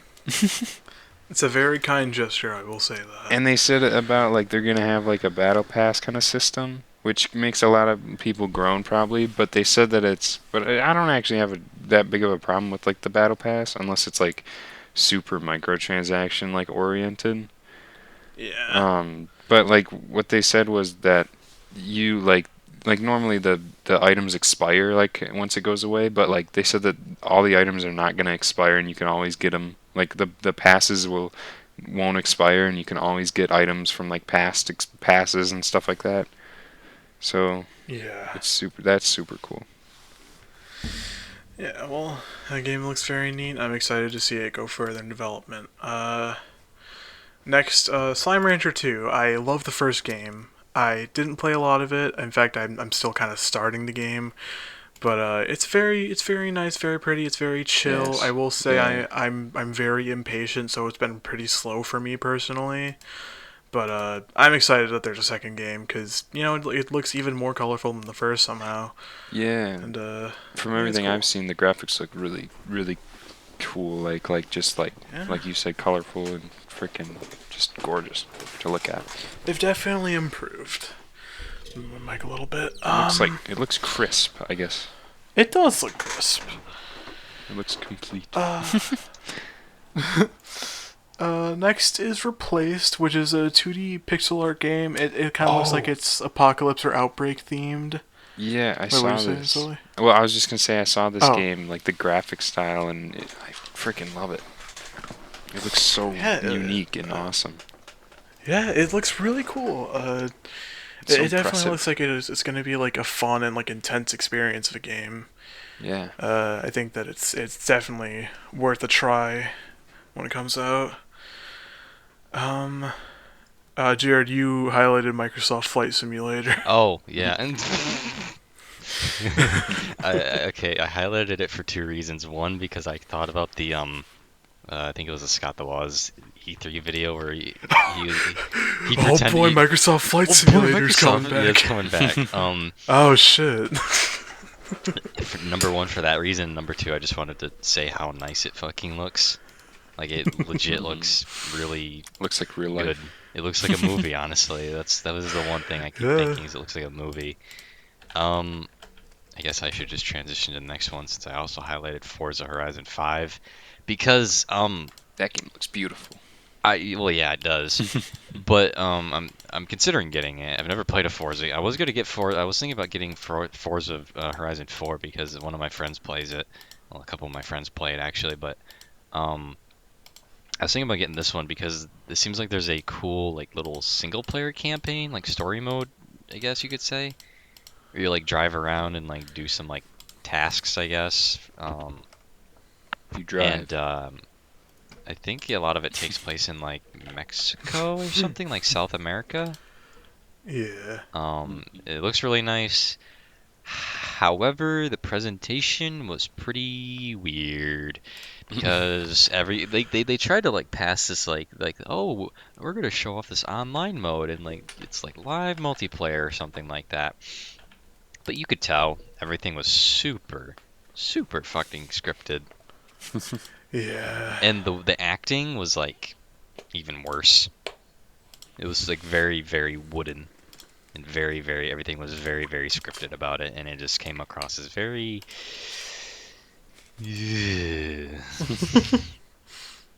that's all I have to say about Forza Horizon 5. So All right.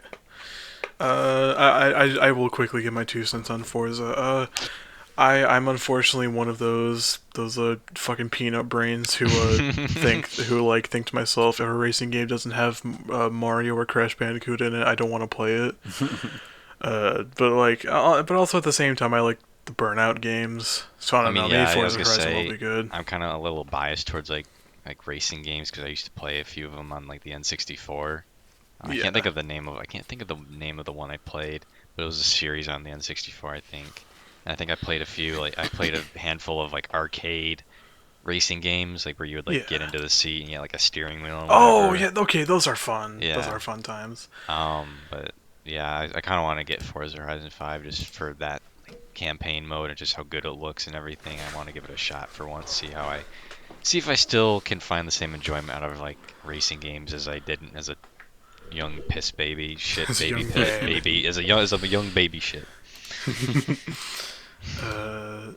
Oh yeah, I have Redfall highlighted on here. Okay, I while you were talking about Forza, I literally looked into Redfall Hmm. and I realized something. It looks the exact same as that Blood Hunt game I put earlier, to the point Yeah. where I actually had to look them both up separately. And like, no, they're different games, but they're both like vampire related Yeah, games, what's with all and the like they both have vampires? similar looking characters. But like at the same time, I don't know, Redfall, like something about it makes me interested because it just kind of looks like the other game. But I mean, like I just wanted to mention that like those games kind of look the same, but at the same time, I don't think that's too bad. I don't know. It could be interesting. I just have to see once more comes out about them. Last thing about Xbox, the thing I thought was a shitpost, the thing I genuinely thought was a joke until I officially saw it gosh. tweeted. Yeah. The Xbox Series mini fridge. What? Did you not see this, Did Jared? you not see this? No. Oh my gosh. Hold the Min- fuck up. hold on. Hold on. It's No, real. I'm gonna look this up for It's you. an actual fridge. No, this is a real actual fucking mini fridge. Here, I I'm just looked gonna this up. send you the YouTube link. Yeah, like look at this shit. Oh my It's god. it's a real mini fridge. I'm gonna be honest. I wasn't like blown away when I saw it. I was just like, huh, neat. But like I I wasn't like whoa or like I'm what. I not was just blown kind of like away. like I No, figured that this would happen I didn't. What do you mean you figured this would happen? because of all the jokes and everybody was like, oh, they already made like a full. Oh Didn't my they already God, make I some didn't sort even of think like about full that. fridge? They did. They made like It's good an marketing. already like full fridge and stuff. Like it wasn't I like didn't this even- where it was like marketable. It was just some custom fridge they made or something. But I figured they were gonna do like mini fridges. Don't or turn something. me into a marketable mini fridge. Sully, you mentioning like that actually like first I never ever took into consideration the meme factor of it and how they could market off that or profit Oh, off yeah. that.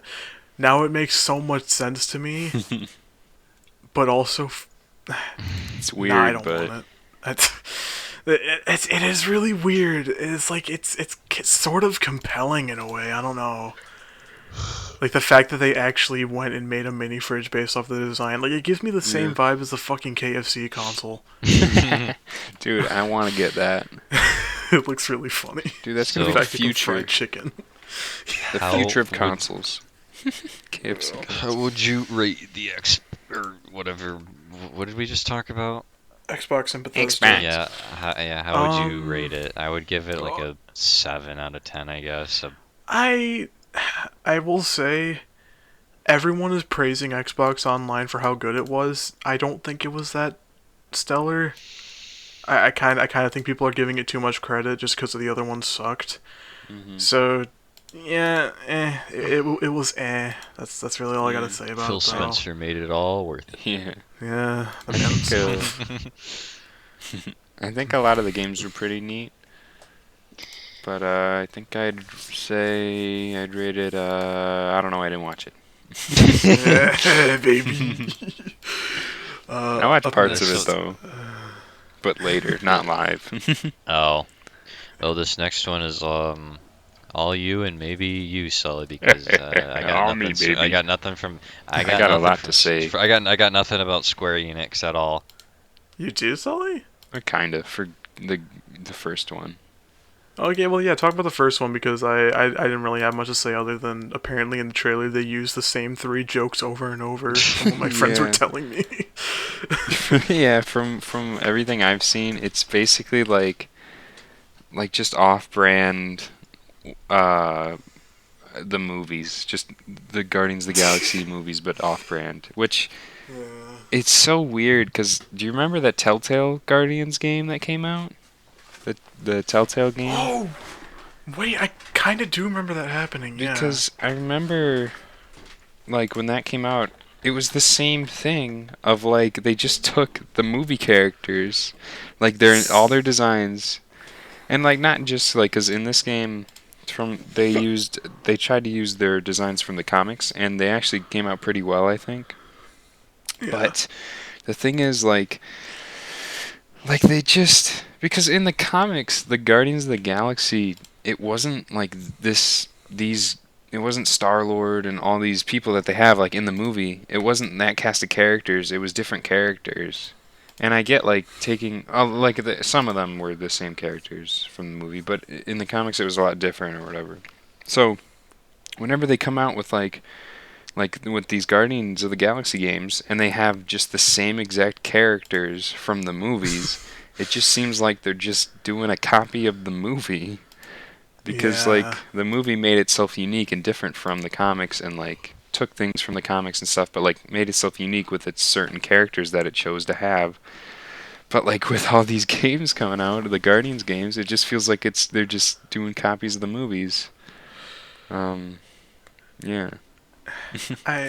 I would say that that's definitely because they're way too scared to not do familiarity with these games. Exactly. Like they want people to be familiar with the characters that they know, like popular, and that they're just like, oh, this will make it safe for people to buy our game. Mm-hmm. And it kind of sucks that I feel like that things are scared to experiment with like Marvel games and stuff. The Avengers game, I thought it looked promising, but a lot of people know how that turned out. But like, Yeah. what I did think was interesting is how they used Taskmaster. Because like I Yeah. hadn't heard of him in years, man. Yeah. So like I kind of wish that they did more experimenting with that kind of stuff instead of just having the same old shit that we're all used to. Yeah, for this new Guardians game. I'm still like excited to see like the story and stuff. Yeah. 'Cause like just different characters they brought up, like I haven't heard of, so they must be like in the comics and stuff. But like it's like I can't wait to see the story because I really like I didn't play the Avengers game and like I I know like the story. It wasn't like on par with like The Last of Us. I know like, It but it was wasn't still. great. Yeah, but it still wasn't like the worst story. It still like had its own like the writing I think was from what I remember I think it was pretty good. But like at some points it was kind of goofy. But like Nah. I remember there was one scene in the Avengers that really like stood out and like was legit like really interesting to watch. And I was like, "Huh." I was like, "That's some like pretty that's like a good like scene like the way that they made it or whatever."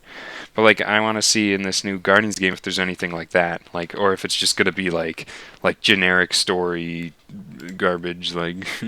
Because another Yeah. thing is I noticed with like every single like, and I guess it's like a good kind of like concept to have, but like in the Telltale game and in this one, you like control Star Lord and you like have all these like the story goes on and you have these options where you can agree with certain characters and like lean towards different characters on the team and like your whole objective is to like keep the team together and like you choose sides and stuff and they like in the Telltale game that's what you do also. So like they're not just copying like the characters from like the movies and stuff and like the other game, but like it just seems like they're just like you said doing kind of like a cop out, being safe and just being like, oh yeah, Yeah. keep the team together. And it's like I've already seen that. Like, Yeah. It's, but yeah. I think it's gonna do a lot of things different because I mean the Telltale games, those are way different gameplay wise than what this game is gonna be. But I just Well, want to see what yeah. they do with like the story and the characters. That's what I care about. That's fair. Uh. All And right. that's all I gotta I'm say gonna about try that. to. I'm gonna try to speed through the rest of the highlighted games because there's nothing interesting really. Square Enix is kind of lame here, but Final Fantasy remasters 1 through 6. That's cool.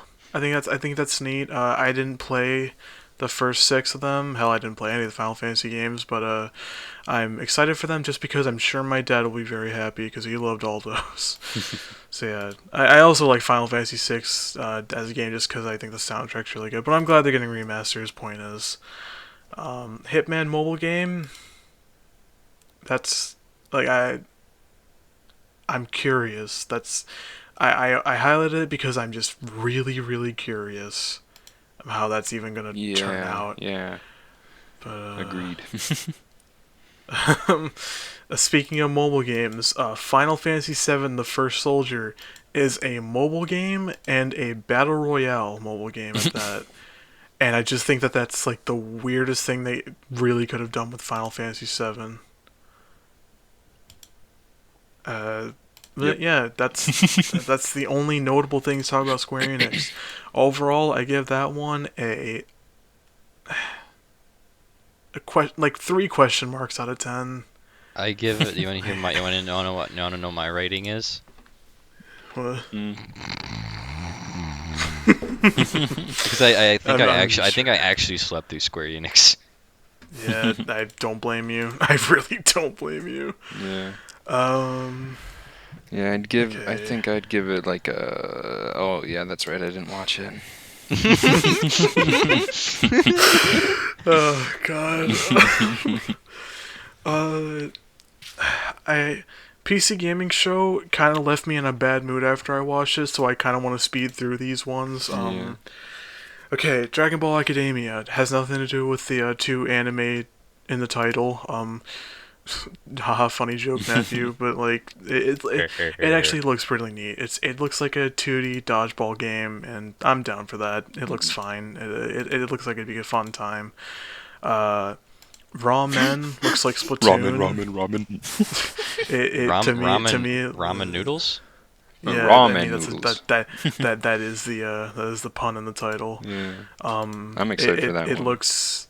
It's it. I'm kind of excited, but I don't Yeah. know. I kind of don't need more Splatoon content in my life Yeah. personally, so that's just a me thing. I think with me, because I never played Splatoon, so I think that's like Oh, the opposite, like where it's like I never had that itch scratched. yeah. And it looks so Like goofy. That's why I love if you it. haven't played Splatoon, then I'm sure that it'll be a fun time. But personally, me, I'm just like, I already played it, so Yeah. I don't know. Gigabash, that game. I remember I was watching the PC gaming show with my friends, and we all saw this, and we were like, all like, what? And then like we saw what it really was, and it's like you play as like big kaiju's, and like you don't actually destroy a city, but like you're just fighting each other, like in like a big Hmm. cityscape, and it actually looks really interesting. Like it kind of looks like a fun time to play with friends. So I have high hopes for Gigabash. Looks really neat. Has some fun characters. That's all I gotta say about that one though. Uh, Silt.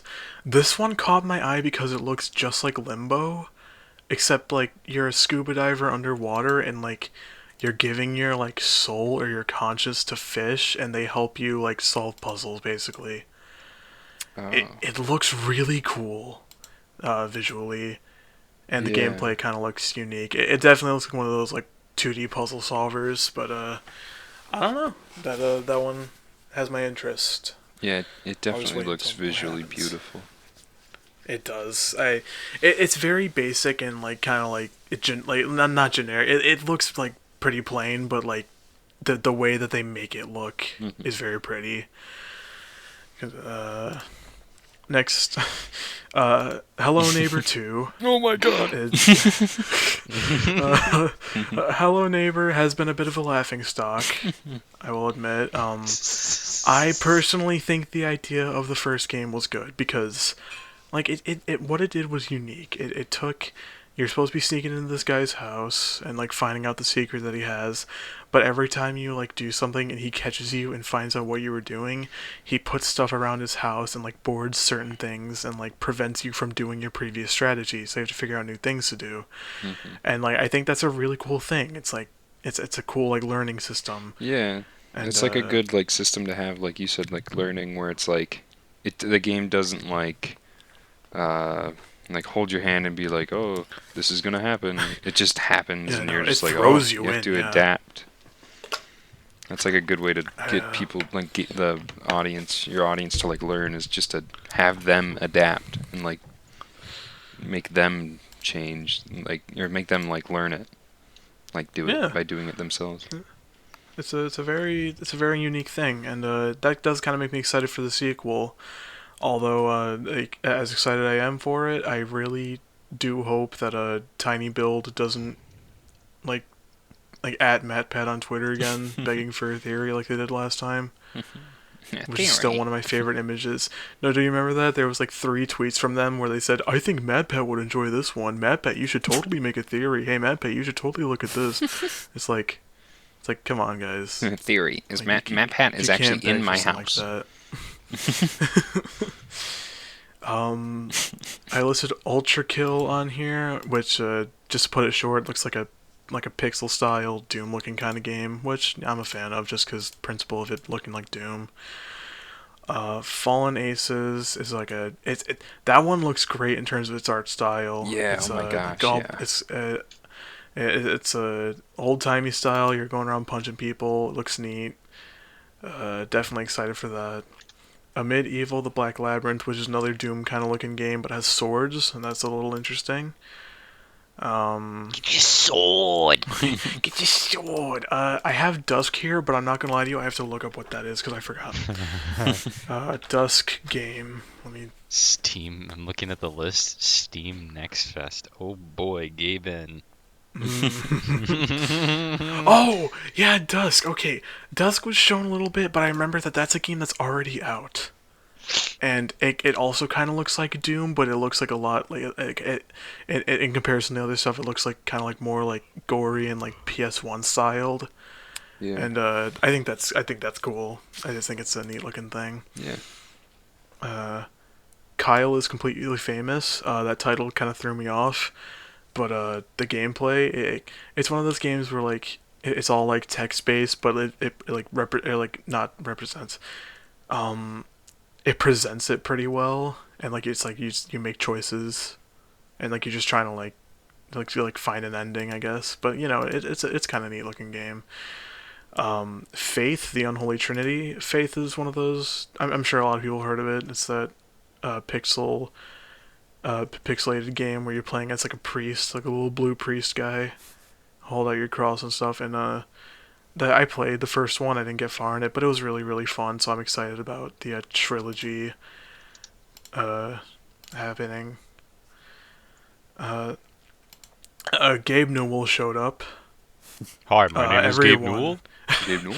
Everyone was excited for that. Everyone was being like, "Oh my God, Gabe's gonna show up. He's gonna mention something." Gabe Newell? We as soon as we get the orange box out, we're going to be working on episode 3.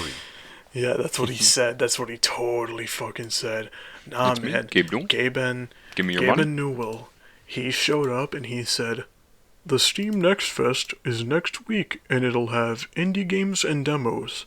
And then he's like, "Damn, those look pretty good." He did. No, he said, "No. I think it's that he said like those look pretty fucking good because they had to like censor it." Yeah. And and then everyone was like, "Was that it? That's it. That's all. That's That's all Gabe it. had to say." That's it. That's the last episode. And then then next. Patchy starts like tearing up all his like Half-Life and Oh TFC yeah, all merch, of these like, Portal portal merch. posters. Gabe and Betrayer. It was a fun little romp there. That is like the only. Actually, no. Wait, no. Yeah, I think that was like one of the few things I actually saw from the PC gaming show because I was expecting Sonic Colors Ultimate to show up in that one, but we'll get to that later. Yeah. The next game that I was actually very excited for when I looked at it, because like not only the game Tinykin, Yes! not only does the art style look cool, but it looks like it plays just like Pikmin, Yeah, and I'm so fucking excited. Yeah, dude. What really caught me into that was I didn't even like see the trailer or anything. All I did was see it on Steam, and I saw the art style, and I was like, "Whoa, this looks really cool." And I checked it out, and I was like, "Wow, this is like just Pikmin." Yeah, it's like because like as a Pikmin fan right now, like when I saw that and saw that it played just like Pikmin, that like got me back into the mood of Pikmin. Like I went back and I even like played 3 Deluxe on my Switch and like I beat it just because I was excited for Tinykin and I'm like I want more Pikmin content. Yeah, I've So, never like, played Pikmin, but I've always wanted to. I really hope when Tinykin comes out, I hope that gets people into Pikmin because it's such a good series, and this game looks like it's gonna live up to it. Even though it's not like a proper Pikmin game, it looks like a successor of some kind. But yeah, so I'm excited for that. Last game I want to talk about, Project Warlock. Looks like Doom. That's all I wanted to say about it. A lot of these games look like Doom, and the more I think about it, the more I'm like, there's a lot of Doom games here.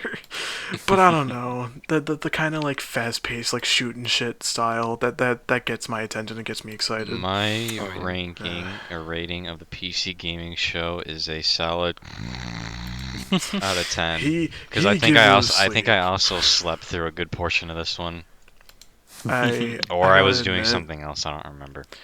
I gotta admit, I'd also give it a low rating just because I was kind of in a shitty but in mood after serious, that. all seriousness, I'd probably give it like a.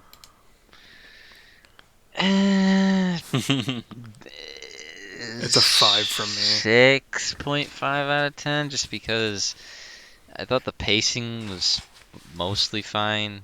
I mean, it was kind of I don't know. I mean, there really wasn't too much bullshit. I guess it just nothing extremely over the top interesting, or like nothing that really caught my eye. I guess like I thought the presentation was a little obnoxious, personally, but I don't know. it was whatever. Yeah, It's fine, I I think. guess. I think What would that, you give it, Sully? Well, let me just say that like I feel like a lot of like this showcase like has a lot more games that are like more graphically interesting to look at, where it's like Yeah. like you got the Tinykin, the Ramen, like just like things that or like where's the one the Fallen Aces. That one looks really cool. Like just That one looks fantastic. graphically wise, it just looks so unique. Like all the games look so unique graphically. But out of 10, the whole presentation, I'd say I'd give it a. I don't know. I didn't watch it. All right, wait, Matt, did you already give your rating? Oh yeah, you did. Yeah, I said Okay, 5. I've been saving my energy for my next E3 tangent called Yeah, you go the for it, Future man. Game Show. Here we go. The stage of spoilers. Sonic Colors Oh my gosh. Ultimate. Oh jeez. I've been waiting to replay Sonic Colors for probably close to 10 years now. The last time I played it was legitimately on my Wii, and that was probably close to 10 years ago at this point. So I'm very happy we're getting Sonic Colors Ultimate on PC, but the things that I'm not happy about are they are really making the game for fucking babies because they removed the lives. There are no more lives. They were replaced Really? with tail saves. And it's like it's classic Tails' head, and you collect these saves. So when you fall down a pit, Tails picks you up and brings you back to where you were. And oh yeah, Sully just posted in the chat in Discord the fucking stupid baby Sonic keychain. Baby Sonic. Beat the shit out of it. And okay, so I don't like how easy they're making it. The game was easy enough as it was. Because they literally made it for fucking a younger age demographic. They even said that they also made it for Mario fans because of all the 2D platforming sections. And another thing that annoys me is, and this is more of a Sonic movie thing, but the Sonic movie is responsible for the Sonic Colors Ultimate existing because Sonic Colors is, I guess, to them, a good game for new fans of the series, or younger fans, or newer fans to get into the series with, I guess. Because I guess it probably better reflects what Sonic's all about in the 2010s and 2020s than if they were to do and then if what they were gonna do what I wanted them to do and do a whole Sonic Adventure 1 remake. But no, we gotta get Baldy McNosehair. So, okay, I'm that's the issue about this game is I'm so conflicted. Sonic Colors is one of my favorite Sonic games, but it just doesn't beat a remake of Sonic Adventure, and it just doesn't beat like the shonen anime feel of like Sonic Adventure 2, Sonic Adventure 1, Sonic Unleashed. It just doesn't have that ambition. And the writing, while I'll say with Sonic Colors, it wasn't as like childish or as like atrocious as Sonic Lost World or Sonic Forces, where it just pussied out. It's fine for what it is, and at the time when it first came out, I remember when it first came out and like the hype for it, because it was going back to basics where it was just Sonic and Tails and Eggman, and it kind of was like reflective of the Genesis games where Sonic was saving animals or like some kind of nature in forms of in this case, the form of the wisps. But nowadays, people want to go back to that ambitious shonen anime-esque Sonic era of like the Adventure series, which I would totally agree with because I'm very biased because Sonic Adventure 1 was my first Sonic game ever. But as a whole, I'm glad Sonic Colors Ultimate is coming to PC and like the new consoles. Like it looks pretty good. I mean, I think Sonic looks a little too bright. Like I think they turned up like the gamma effect on him too much. He's too glowy. But there is some cool new features, like you can like customize Sonic's like boost trail, his shoes, his gloves. And like the cutscenes are getting like turned into 4K and everything like that. But the only other downside too is I guess it's only going to be an Epic Games exclusive. Epic Games, on PC. Epic Games. And I've heard I don't have any experience with the Epic Games like launcher, but I've heard it's kind of horseshit. On that note, I will say I think it's a very, very weird decision to have that be an Epic Games exclusive. Yeah, especially. I think it was a last minute thing because it was listed as going to be on Steam on the website at one point. Well, like, the Wow. thing is with me is that like what I'm not gonna say it right now because like we're talking about it later, but like there's a certain Sega game that was also revealed that isn't Epic Games exclusive. It's a Steam game, Mm-hmm. but like it's being like released kind of around the same time that Sonic Colors Ultimate is, which just confuses me. Like, why is that one an Yeah. Epic Games exclusive? Which makes you think that Sonic's coming to Fortnite, but whatever. Well, in the end, while I'm conflicted about the reasoning Sonic Colors Ultimate became a thing, that was more of a movie thing, and well, the fans it created out of that, and I don't think movie Sonic reflects what Sonic's really all about in his actual more popular sense, which is the games, but that's a whole nother conversation. But as a whole, I am more glad than I am like mad about Sonic Colors Ultimate existing. Sure, I would have greatly preferred them to do a Sonic Adventure remake. But if Sonic Colors Ultimate does well, maybe that'll at least give Sega or Sonic Team a sign that hey, we want a Sonic Unleashed remaster, which I would take before Sonic Colors remaster. But then again, Sonic Unleashed doesn't really reflect how Sonic is treated today. And I don't know how like they Yeah. have to I don't know how like it works with like past voice actors, like if they have to get like their permission or anything, like if they would have to like contact like Jason Griffith and all the other voice actors involved. Um, but yeah, in general, I am looking forward to Sonic Colors Ultimate. I think it's going to be a pretty good improvement from the base game. The graphics look pretty good. I mean, some of them looked a little rough at first, but I think now that it's getting closer to the release date in a few months, it looks like they've greatly improved that from the initial reveal trailer, which for some reason was using footage from an early build of the game in 2020. Don't know why that was, but anyway, enough of Ugh. Sonic Colors Ultimate. Hell Let Loose. It's a World War II shooter. I'm pretty interested in it.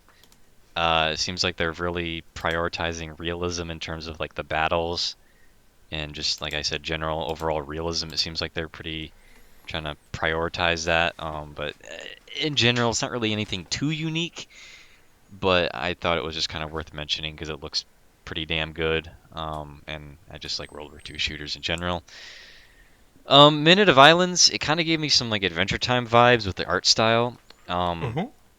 I gotta pull up the Steam page for it again because I don't remember what it's all about exactly.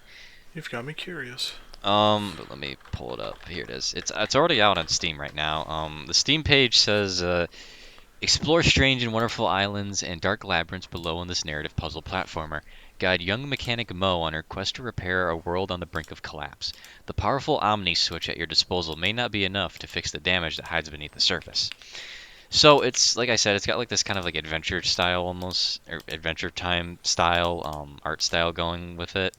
It seems like it's Huh. pretty. It seems like it could be an interesting experience. The art style, like I said, looks pretty cool. It's looks really nice. I think the story seems like it'll probably be pretty good. Um, whether or not I actually give it a shot or not, I don't know. But I was considering it just because I wanted to try some more puzzle games, and this seemed like it would be a pretty good idea, I guess, or good game to go with. But the next one is Kiwi. This one's a cute little Kiwi. game. It stars these two little birds. I gotta pull up their names.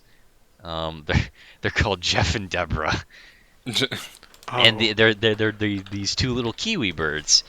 Um, and what they do is they work at a post office, and it's kind of like this very like fast paced. You got to work together and like move around this little office, like hitting all these different buttons and switches to get these like mail, all these like letters and mail and messages delivered on time and whatnot. And it seems like it would be really fun with another person because I think it's only two player. But it seems like it would be a lot of like hectic fun. Like it kind of almost gives off Mario Party vibes, kind of like a cooperative mini game or something. Yeah. And like there's different like little events that happen and like weather events or like disruptions that can screw you up and makes it even more like kind of chaotic. But yeah, that's Kiwi. Seems like it'd be pretty fun. Ali Ali World. It's like this little kind of like action platformer game where you're on a skateboard. It seems like it's got the graphics, kind of like art style, looks pretty cool. It's got like a really cool like color, kind of like color tone to it. Like the levels have like certain color tones, like greens and reds and blues, like depending on the setting. Um, it looks really clean. It's kind of got like a nice like cartoonish feel and look to it, and it seems like it would be a pretty fun time. I don't remember the last time I've played a game based around a skateboard, but it seems like the premise is pretty cool, and I think I might give it a chance. Um, and the next is Lake. This is another game based around mail. That seemed to be a theme in the chat. Like everyone was like, another mail game? But Lake is like this game that takes place in the 1980s, also in Canada, like another game I mentioned before. The what was it? The Moonglow Bay, which is another game that took place in the 1980s. Actually, wait, no, I don't know if this. I don't remember if Lake takes place in Canada, but I know it's in the 80s. But it's this lady who, she's a mail lady and she delivers mail, and it's like this very story-driven game where like you can pick different like dialogue choices, I believe, and you can influence how the story plays out. And overall, it seems like a chill game where you like just deliver mail. You could talk to all the different people, and the story changes, I guess, based on like what dialogue uh, boxes or choices you choose, and it seems like it'd be pretty cool. I like I said, I like a lot of these chill games that are showing up that showed up at E3 this year. Um, Generally speaking, I do like a lot of kind of chill games that you can just kind of relax. You don't really have to think about too much or put too much effort or skill into, I guess. So I think it'd be pretty good, pretty Wow, cool. the lazy gamer. I think it would be a pretty relaxing experience, even for as mundane as it might sound to some people. In my opinion, it seems like it'd be a pretty cool Yeah. game. And Well, that's how. the art the art style, I guess, isn't really anything to write home about. It But looks pretty neat. but yeah, to I mean, me. it does look very nice. I will say that, but I wouldn't say it's anything like you're gonna be like, oh wow, this is all new. But no, but it looks pretty cool. Yeah. I was gonna say, you said like the mundane. That's like how a lot of people feel about Animal Crossing too, where like Yeah. they're like, why would It's I not for just do chores for a yeah, game? that's what I was seeing, and that's what I was seeing in the chat. And I guess Yeah. it just takes like it just depends on like what you prefer, I guess, Well, in it's your like games. it's like not exactly, but It's not for kind of like everyone. Death Stranding, where people describe it as a walking simulator, or like you Yeah. literally just deliver packages. And it's like with Death Stranding, it's a bit different, where because there's a lot more going on I that don't could mind happen and stuff, but like like it's basically just walking. like, even in real life, I don't really mind like monotonous things too much, or like routines, or just in general like kind of things that some people might consider mundane. I somehow manage to find enjoyment in, and that's obviously the case here with video games. Like I said, it's not for everyone, but for me at least, I think it'll be a pretty enjoyable story-driven game. Mhm. But that's all I got for the future game show. And you said neither of you watched it. Uh, Well, I know, Sully, Uh, you didn't watch no, the I future game. well, nah, I I didn't. actually have a Okay, rating for well, this one. I'll Actually, give it. Well, okay, I mean it was the same stream as the PC gaming show, yeah, but honestly, I yeah. would give the future game show. I give it a 9 out of 10 to be honest. It was a pretty good show. It didn't really. Actually, no, I bump it down to an 8 out of 10. It did feel a little slow at times because it's like they did this weird little like digital floor thing where it was like, oh, you're walking around and looking at all the games, and I don't know, it was just kind of like, it kind of felt slow paced, but I give it like an 8 out of 10. It was a pretty decent showing. Wasn't too obnoxious or Yeah. over the top, I guess. The pacing was good, and some pretty good games came out of it. So yeah, it was Yeah. one of the better showings. Yeah, from the games that I saw, it's like the last few games where it's like Oh, visually they're distinct and just interesting to s- look at mhm. while having their own unique kind of gameplay. So But now we go from well, hold on. I gotta give it my rating. I what? gotta give it my rating. My rating. Give it your rating. My rating. Let's say like out of 5 this time, because like I'm feeling like that. Okay. I'd say. Oh, that's right. I didn't watch it. I think for once I gotta join Sully's rating on that one. Okay, well, I was gonna say, now that that's all taken care of, we had two pretty decent showings. Now we're just gonna go to fucking rock bottom Okay. with Take Two. I want to preface here. I woke up for Take Two. Oh, you Really? poor soul. Okay, but to be fair, Take Two was only at like 11 or like noon. You sad, sad man. But I woke up because I was like, maybe you're sad, strange little man. No, Yeah, like, the freaking Buzz Lightyear. I woke up and I was like, alright, maybe they'll reveal something Rockstar related. Maybe they'll reveal something 2K related because they published Borderlands or whatever. Yeah. I'm like, alright, let's see what it is. It starts off with this guy on a white background with what looked like a Zoom call quality like camera, and like he was talking about stuff. I'm like, that's kind of funny to look at. I wonder when they're gonna show a game. And then it showed more and more people, and then it showed a full ass Zoom meeting, and I felt like I was in school, and it actually like gave me genuine stomach pains, and they just kept on talking about, okay, now like this isn't, I'm not saying anything against what they're trying to say, but I'm just gonna say this: do you think a single person who is excited for E3 goes there to watch people talk about diversity and equality in game development teams for half an hour? Over half an hour, maybe? No one goes to E3 to watch that, and thought yet everyone that's what they did. They showcased 0 games. Absolutely nothing. Literally nothing. It was just a press conference about how cool it is that there's diversity in game development. No shit, there is. That's just. I feel like that's a given. Is that it's just If me? I was Like, going to watch a glorified Zoom call for 30 minutes, I would just go to college. Exactly. it just like I'm genuinely appalled. I would just go back in time to when we were doing online fucking learning in college Yeah. and do a Zoom call there. It, Take Two it- gets a rating of Take Two out of Take Two. yeah, it doesn't Yeah. deserve a rating. I- I'm not even like. I think It deserves a mega. yeah, I think it's the, like I said before, where I think that this might have been just another, like, to just show something for like the shareholders and stuff like that, for those kind of people. Cause they literally didn't have a Yes, single thing, please so they were invest just in like, our words. Yeah, I don't think that this is gonna, at least from a customer standpoint, I don't know if that's gonna really help. They definitely Take did Two. not convince any of the game players. Yeah, which is the people who are watching E3, by the way. Mhm. If anything, I feel like the people who like look over Take Two, they'd probably be mad. They'd be like, "You didn't interest anyone with that." But moving on from that, because that's just a headache. Indie Showcase. I was skeptical, but I did tune into this because I was like, why not? Life Slide was the first game they shown. It's like a game.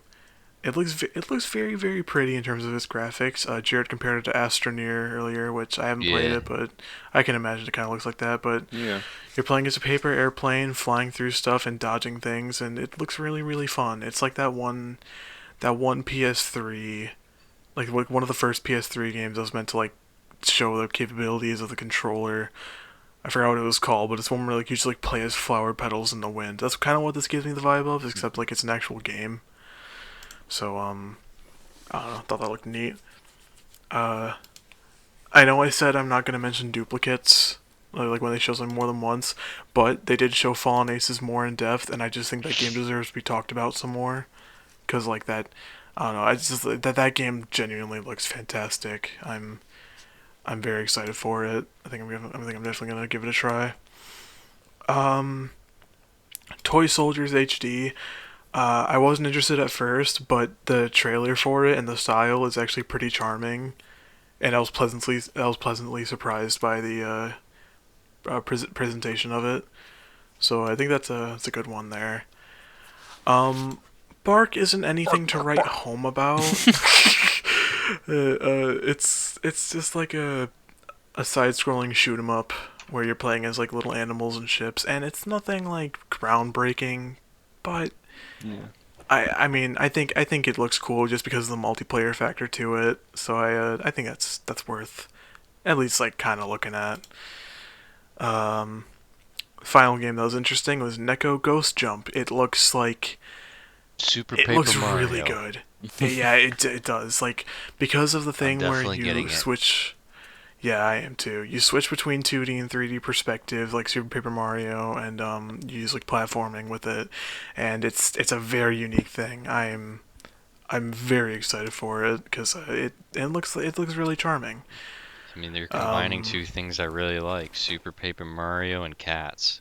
What yeah, is there not to love yeah. about this fucking game? This is the best game from E3. So Okay, yeah, one of the best.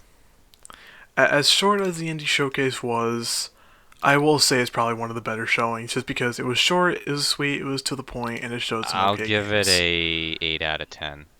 I gave it a 7 personally, just because I wasn't interested in literally every game, and it was a little short, but what it showed was good enough to warrant like a nice reaction. All right, Yeah, Sully. I think I'd Let's hear your rating. Well, from this, I think I'd give it like a 7 out of 8. I didn't watch it. You threw me for a loop there. I almost thought you watched that one. Oh boy, we get to talk about Capcom, Capcom. I have very strong feelings towards Capcom. Ow. aka the waiting was there was more downtime than there was actual presentation. Yes. So the 30-minute presentation of Capcom. Text on a screen. So, you know, when something has 30 minutes to show, you expect it to have like a bit like a ton of stuff like condensed, you know, because it's E3. Why wouldn't you? Capcom had 3 things to show. The first, Resident Evil Village DLC is confirmed. Not any footage of it, not any talk of it. DLC is confirmed. I'm happy about that just because I love Village. It's a very fun game. But that's all I had for that. Then I want to say half of the showing was about Monster Hunter. There was so much Monster Hunter, and like I said earlier, a lot of Monster Hunter was shown before this as well. So, guess who didn't care? That's right. It was me. But I don't want to hate on the game too much. I just thought, like, damn, that was a lot of it. And the last game they showed was the Great Ace Attorney Chronicles. I love Ace Attorney. I still need to go through all the games. I'm excited for this new one. I like the setting of the Yeah. I like how it's in like Victorian. I think it was London in England, and then I think also in Japan. So I think Yeah, that'll man. be just the way that like the anime bit of it, like the animation part, Yeah. really kind of piqued my interest in just all the character designs and how all that stuff looked. I haven't played an Ace Attorney game, but that one, like the setting in general, just kind of piqued my interest since I like a lot of historical stuff. Um, just as a history buff, seeing that kind of stuff in games like that, and not necessarily always being a shooter game in a historical setting, but just kind of a non-shooter game in a historical setting is really nice for a change. So that Yeah. might actually get me to play an Ace Attorney game for once. I don't know. Well, yeah, and that's good. But it looked pretty nice. I will say that it did pique my interest. I did want to say though, as much as I like Ace Attorney, they showed just as much of this game as they did for Monster Hunter as well, which kind of means that there was a shit ton of space for Ace Attorney, and like I said, I like the game, but if you don't like the series or the game, you're kind of not really gonna be in for much. Like, it was just like that. If you aren't into Monster Hunter or Ace Attorney, or even fucking Village. Not this had nothing for you. This had literally nothing for you. So yeah, Capcom's was pretty damn lame. They spent like they spent most of their 30 minutes talking about those games, and then they spent like the last few minutes talking about esports for Street Fighter 5. So And then nothing really. At the end, they should have just said they should have just said Mega Man and then ended it. Yeah, Mega Man. I will say that's lame. I can't. I'm sorry. I don't really think I could even give it a rating personally. There's nothing. I there give to it rate. like a 4. A fucking 3 from me even. Yeah, dude, for freaking Capcom, I knew about the actually, I'll Resident... give it a 3. Okay. There's nothing to it. Yeah, exactly, dude. I knew about the Resident Evil Village DLC, like how it was just the text on the screen, because I actually watched a video. I didn't watch this one. I watched a YouTube video. Right. I didn't watch this one. Fair enough. So, real quick, as you get this next one out of the way, limited run. If you don't recognize the name, neither do I. I sure didn't. The only interesting thing they have, I'm not joking, the only thing worth mentioning, Plumbers Don't Wear Ties re-release. On all fucking systems. I'm so excited for that. I'm genuinely, like, so psyched. yes. Plumbers Don't Wear Ties is a game, and I'm very excited for it. That's all I can say about that. I skimmed through the limited run one because I didn't watch it. I give it like a 5. I don't fucking. Yeah, I'll just give it. I don't fucking know out of 10. Yeah. Because I've never heard of fucking limited run until today. Yeah. All right. I'm and gonna with be all honest, those out of the way, I didn't watch that wait, one what? either. Okay, well, yeah. don't worry because this time no one did. Now we got the big kid on the block. Yeah. Oh my Here gosh. we go. I got some big things to say about this big kid. I hate being this guy, but like Nintendo won. I genuinely, like, personally for me, there was so much here that just made Nintendo just my favorite this year. So, I personally, because of my nostalgia and my personal heart feelings, I want to talk about the new Smash Fighter. I never heard of him until then. Okay, thank you. What I was gonna say was that I wasn't. What I was expecting was something disappointing. I was expecting something I wouldn't really know or nor care about. Fire and I was Emblem. just thinking to myself, not even Fire Emblem, just something that I wouldn't really care about. And I wasn't expecting anything. Well, like, usually when there's a character that I like as DLC, it's a character that I didn't ask for, but it's a character I didn't know that I wanted. And then, like, once they're revealed, I'm like, oh yeah, I wanted that.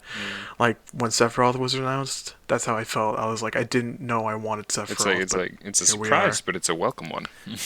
Yeah, exactly. With Kazuya from Tekken, that is exactly how I felt. Like that, because I grew up playing Tekken 4. My dad gave the game to me, and I actually really, really loved how it played, and I kind of wanted to get into Tekken more. As soon as I saw Kazuya, I genuinely think I, like, probably fucking, like, squealed.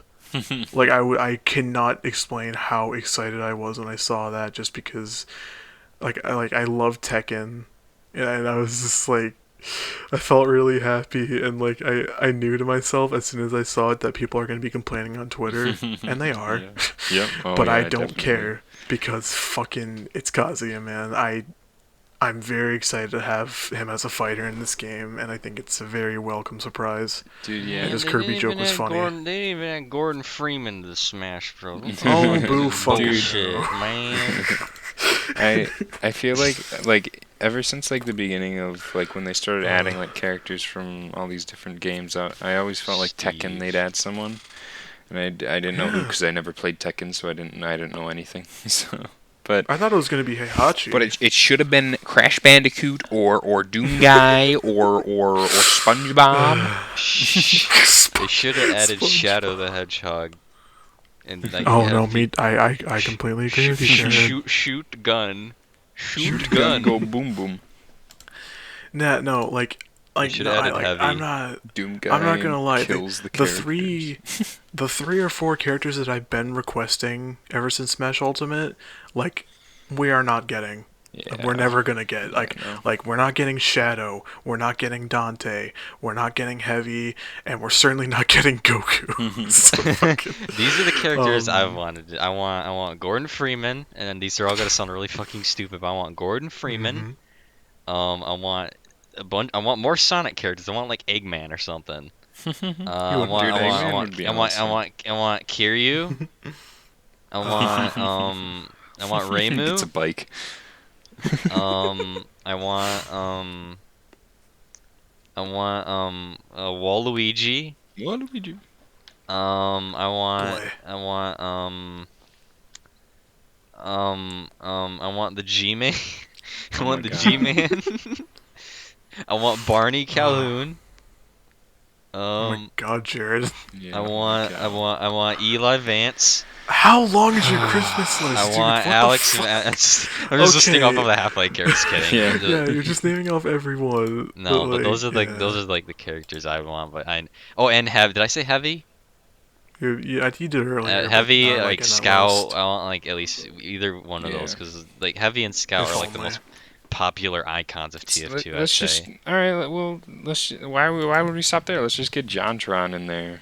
Let's get like Markiplier. And Markiplier. Yeah, it's Super Markiplier, Mega. Jacksepticeye, Super Mega. Let's just get them all in They there. already did this Crank with gameplays. Get speedrunners. them in there. Get them all in there.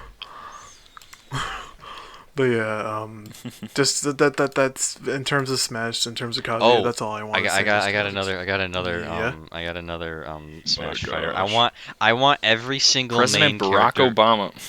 No. Former Yeah, President. dude, Barack get Obama in there, bro. Oh my Oh god. my I would God. love it. I would only play I him. want my last request, and I could Yeah, totally see Nintendo's this listening. happening. And Yeah. there is a 100% chance possibility that this could happen. I want Mhm. every single main character from each Love Live series to Oh my join God. Smash. All of Oh them. my god. All of Well, you could check the Rivals of Aether workshop. I'm sure. them. I want a Reimu Fumo in Smash.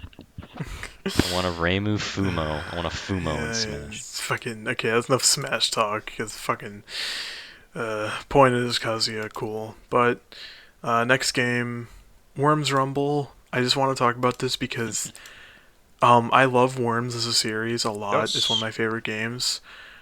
But I really, really think that making it a battle royale is an awful idea. Yes. Because those games, like, those games base itself around the turn-based combat and shit. And, like, having it be a battle royale, like a live combat kind of game, I just kind of think that ruins the point for me personally. And it's just, I'm not a fan, really, but that's enough about that. What you mean? You don't want the 50 millionth battle royale game? No, I don't. I don't want Worms Fortnite, not that much. Oh, but how could you not want that, Matt? There's 20 million other battle royale games to choose from. Oh, because they all smell like BR, which stands for Body Rotor. Okay. Moving on though. The next reveal that actually like made me Super scream Monkey harder than Ball. Kazuya. Super Monkey Ball, Banana Mania. I wasn't excited at first. Because it just looks like Banana Blitz in terms of its style, and I don't like Banana Blitz. And the visual style of Banana Blitz isn't my favorite. But the fact that it has like the stages and the gameplay from the first 2 games, it basically feels like a re-release to me, and it made me really excited. So Nintendo's already winning my heart just with these. I think I'm gonna get reveals. the monkey ball. Thank you, because I want more people to play it. It's I've- such a fun I've never series, and I played always Super recommend Monkey it. Ball, and I've always wanted to, so I think I might get it. Guys, us 3. Not like when you guys are saying this stuff that you guys haven't played it, we need to run it through Parsec, please, dear God. But no. It's so much fun. Monkey. It's always one of my favorite games. Super Mega Ball. Super Mega Ball. That's the modded version. Dude, I got Mario Party Superstars. Alright, This. you can talk Ooh, this is what Mario Party the top 100 should have been. about it. I am incredibly fucking hyped for this because there's old board. I used to play the N64. Oh yes, Sonic and Tails Oh are yeah, in I the forgot they Super did Monkey that. Ball game. But no, I played the N64 Mario Party games a shit ton. Mario Party 1 through 3. I played all the Mario Parties up until like 8 on the Wii. Yeah. Um, and I played the N64 ones quite a bit. I would almost say I played those more than the GameCube ones, I think, or just as much, I would Yeah. say. But the fact that they're bringing back like the N64 boards and they're bringing back the old mini games too from the N64 games is something I didn't realize I wanted. But like now that they're doing this, like completely just came completely out of left field. I am very, very excited for this because I have not seen these Yes. boards in over 10 years. Yeah. So seeing them in HD with like remixed like or whatever you want to call it music tracks, I'm really looking forward to seeing how they like handle the music, the mini Yeah. games, and part of me is kind of hoping they include some of the thumbstick mini games just for the Oh my sake of gosh. nostalgia and for it being funny. But I Kids feel Just like for die. old I time's I sake. feel like what they would do with that though is instead of Kids using die. the control stick, they would just have you spam like A, X or something. Yeah, the Because I don't buttons. think they're gonna. I mean, the Switch. It's fucking Yeah. impossible to do that. And They I you probably could just do it with have the to Pro. yeah. shake it or You could something. do it with the Like Pro motion. controller, but Yeah. not everyone has a Pro controller. So I think what they're gonna do if they did include any of those is like have you spam a button. That or they're just gonna omit Yeah. them entirely. But seeing like some of the mini games they did show off, like from the N64 ones, I was like, fuck yes, this is something I didn't know I wanted, but now that it's a thing, I am Yeah. very, very excited for it, and I I'm feel definitely like gonna pick this it up. is. I feel like this is gonna be like the way that Super Smash Bros. Ultimate was kind of like a combination, like a compilation of just all the like with a ton of Everyone new is here, things. Yeah, yeah. like sort of like everyone's here, but like now you Batman, Superman, Shrek, like they Car. got all the classic Yeah. maps and like everything. So like it's just like a like the ultimate version of it. I feel like, but I might be wrong. I Well, might. I Like I I don't would know. I would I would feel okay. I mean, I still love Ultimate. It's my favorite Smash game next to Brawl. Yeah. But I think Ultimate would have been nicer if it had a single player story mode that was as ambitious as um, Subspace Emissary, because that's my That's a different favorite. story, Yeah, I was gonna though. say, Yeah. but I just wanted to say that. Yeah. Personally, with this new Mario Party, I am very excited for it. Hmm. My brain is saying this is I'm something they excited. should have done Yes. years ago. They Yeah. should have done this a long But I think fucking I time think ago. it's gonna work Yeah. really good on the Switch, though. Yeah, it's gonna Dude, work yeah. great on the Switch. Dude, I've been waiting for like, cause like you have like your Mario Kart, your Mario Party, your Mario Tennis, like all those like stereotypical like Mario games that always come out for all Hmm. the new consoles, and like I've always wanted to get Mario Kart, but it's never been on sale because I've always wanted to wait for it to be on sale because it's not even a Switch game. It's a Wii not. U game that they It's just a put on. port. Yeah, exactly. But they like just make it Ugh. the Switch game, which I didn't mean to make Yeah. this about Mario Kart, but like I want a new Mario Kart or like No, I for do them to too. lower I the get price. ya. They didn't. But Oh I wait, no, think they did. Never mind. well, I was just gonna say I think this is nice to have like just Well, a dedicated kind of new Mario Party on the Switch now. mhm. Yeah, of course. No. For some reason, I was thinking it's like, did they show Mario Golf there? And I'm like, oh yeah, that was later on. Yeah, it did. But we're not at that yet. Where I first want to mention. down, hold your horses. It is the next game after this, but the game that I'm personally hyped as fuck for. I I haven't been a diehard Metroid fan all my life. I only started to be a fan when I've never I started being Metroid a game. fan. Listen, I started being a fan when I played Super Metroid on SNES Online or maybe even on emulator, but like I played Super Metroid and I already fell in love with it because it's very very fun your first playthrough. It's fantastic. And what it does, it's great in my opinion. I think it's a good game. It's got me hooked on Metroidvanias, and I I was expecting Metroid Prime 4 news because I also love Metroid Prime. Like that's what I was expecting. They did mention it, but then they show this game, and the name Metroid Dread, and my fucking brain just like melted. Melt. I genuinely couldn't believe that Metroid Dread, after being canceled and being like rumored, it's finally coming Isn't it out. like the and I'm first so 2D like excited. Metroid game in like over 10 years or something? No, because Or there was one on the 3DS. oh, I heard Samus Returns, I think. someone. I don't remember where I heard it, but someone mentioned like 19 years for something yeah, that's about what I'm this, talking but I don't about. know what they were talking about. Okay, I don't know what. maybe it's because Samus Returns was almost like a remake of some kind, Maybe it was on and console. maybe they're talking about like a new original one. Yeah. Because this might be the case. Because I think Metroid Samus Returns was like a remake of either Metroid or Super Metroid or like Fusion or whatever. Point is, Yeah. I think My, this might be like the first original one in a long time. Yeah, dude. myself. I was Your first sub was Myself, I've like I said, I've never been into Metroidvania games. I just can't get into them. They're not my style at all. not a lot of But people can. while I wasn't into it, or like that wasn't really something I was like interested in, I was still surprised to see a Metroid game at an E3 of all things. Yeah. Because it seems like it's been forever since they. I mean, I can respect that a lot of people are happy for it. It's just not my style of game. Yeah, I've never played, I don't think, like any sort of Metroid, like even just like demos or anything like that. I've never played any Metroid game, but I've always been like, I felt like I would always enjoy them. So I think I might get this one. Yeah. It's a. I mean, I have I played will similar say, games, and I've enjoyed Yeah. them. So. Metroid is a fun series. It's not for everyone, obviously. I know a lot of people who can't get into it, but like, Like I personally, and I mean like you, but like also others as well. But after playing Super Metroid and beating that game, I am very excited for this one. And I'm still waiting on Metroid Prime 4 news, but at this point, I think that game is just going to be in development hell forever. Uh, but next up, Mario Golf Super Rush. I'm excited.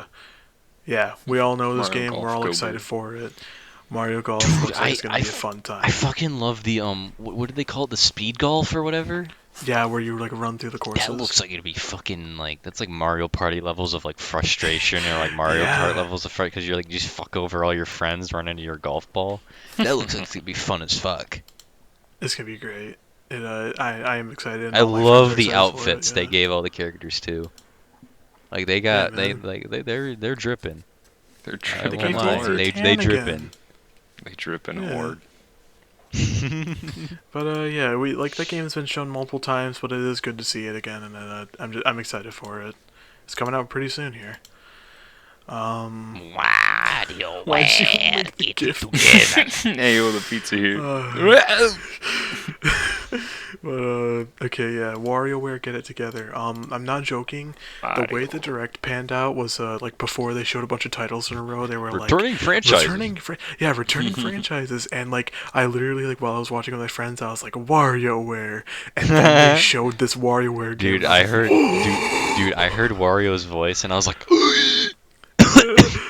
I saw his silhouette and I was like, no fucking way. I'm definitely getting this game. I am It too. looks like it's gonna be a lot of fun. I mean, It's definitely different. Like it plays differently from other WarioWare games, but it still has the same charm and game style. And I'm very excited. also for really it. very quality voice acting from Charles Martinet as usual. The guy's a fucking legend. Dude, they actually let him speak full sentences. I mean, yeah, they did WarioWare Gold as well. Well, no, yeah, That's I know. very, I'm very saying it's good. like Wario's the only Mario. character. They let him speak full Yeah. sentences in. It's true. Yeah.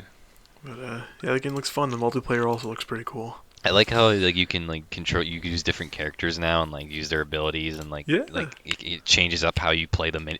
Oh, excuse me. It plays. How you play the mini games. Jesus. Yeah. Nah, it looks good. So next is a game I highlighted, and I want to the game that I wanted to mention, Fatal Frame. I never played the Fatal Frame series, but like it looked like a really interesting horror game where it's based around like taking pictures of ghosts and shit.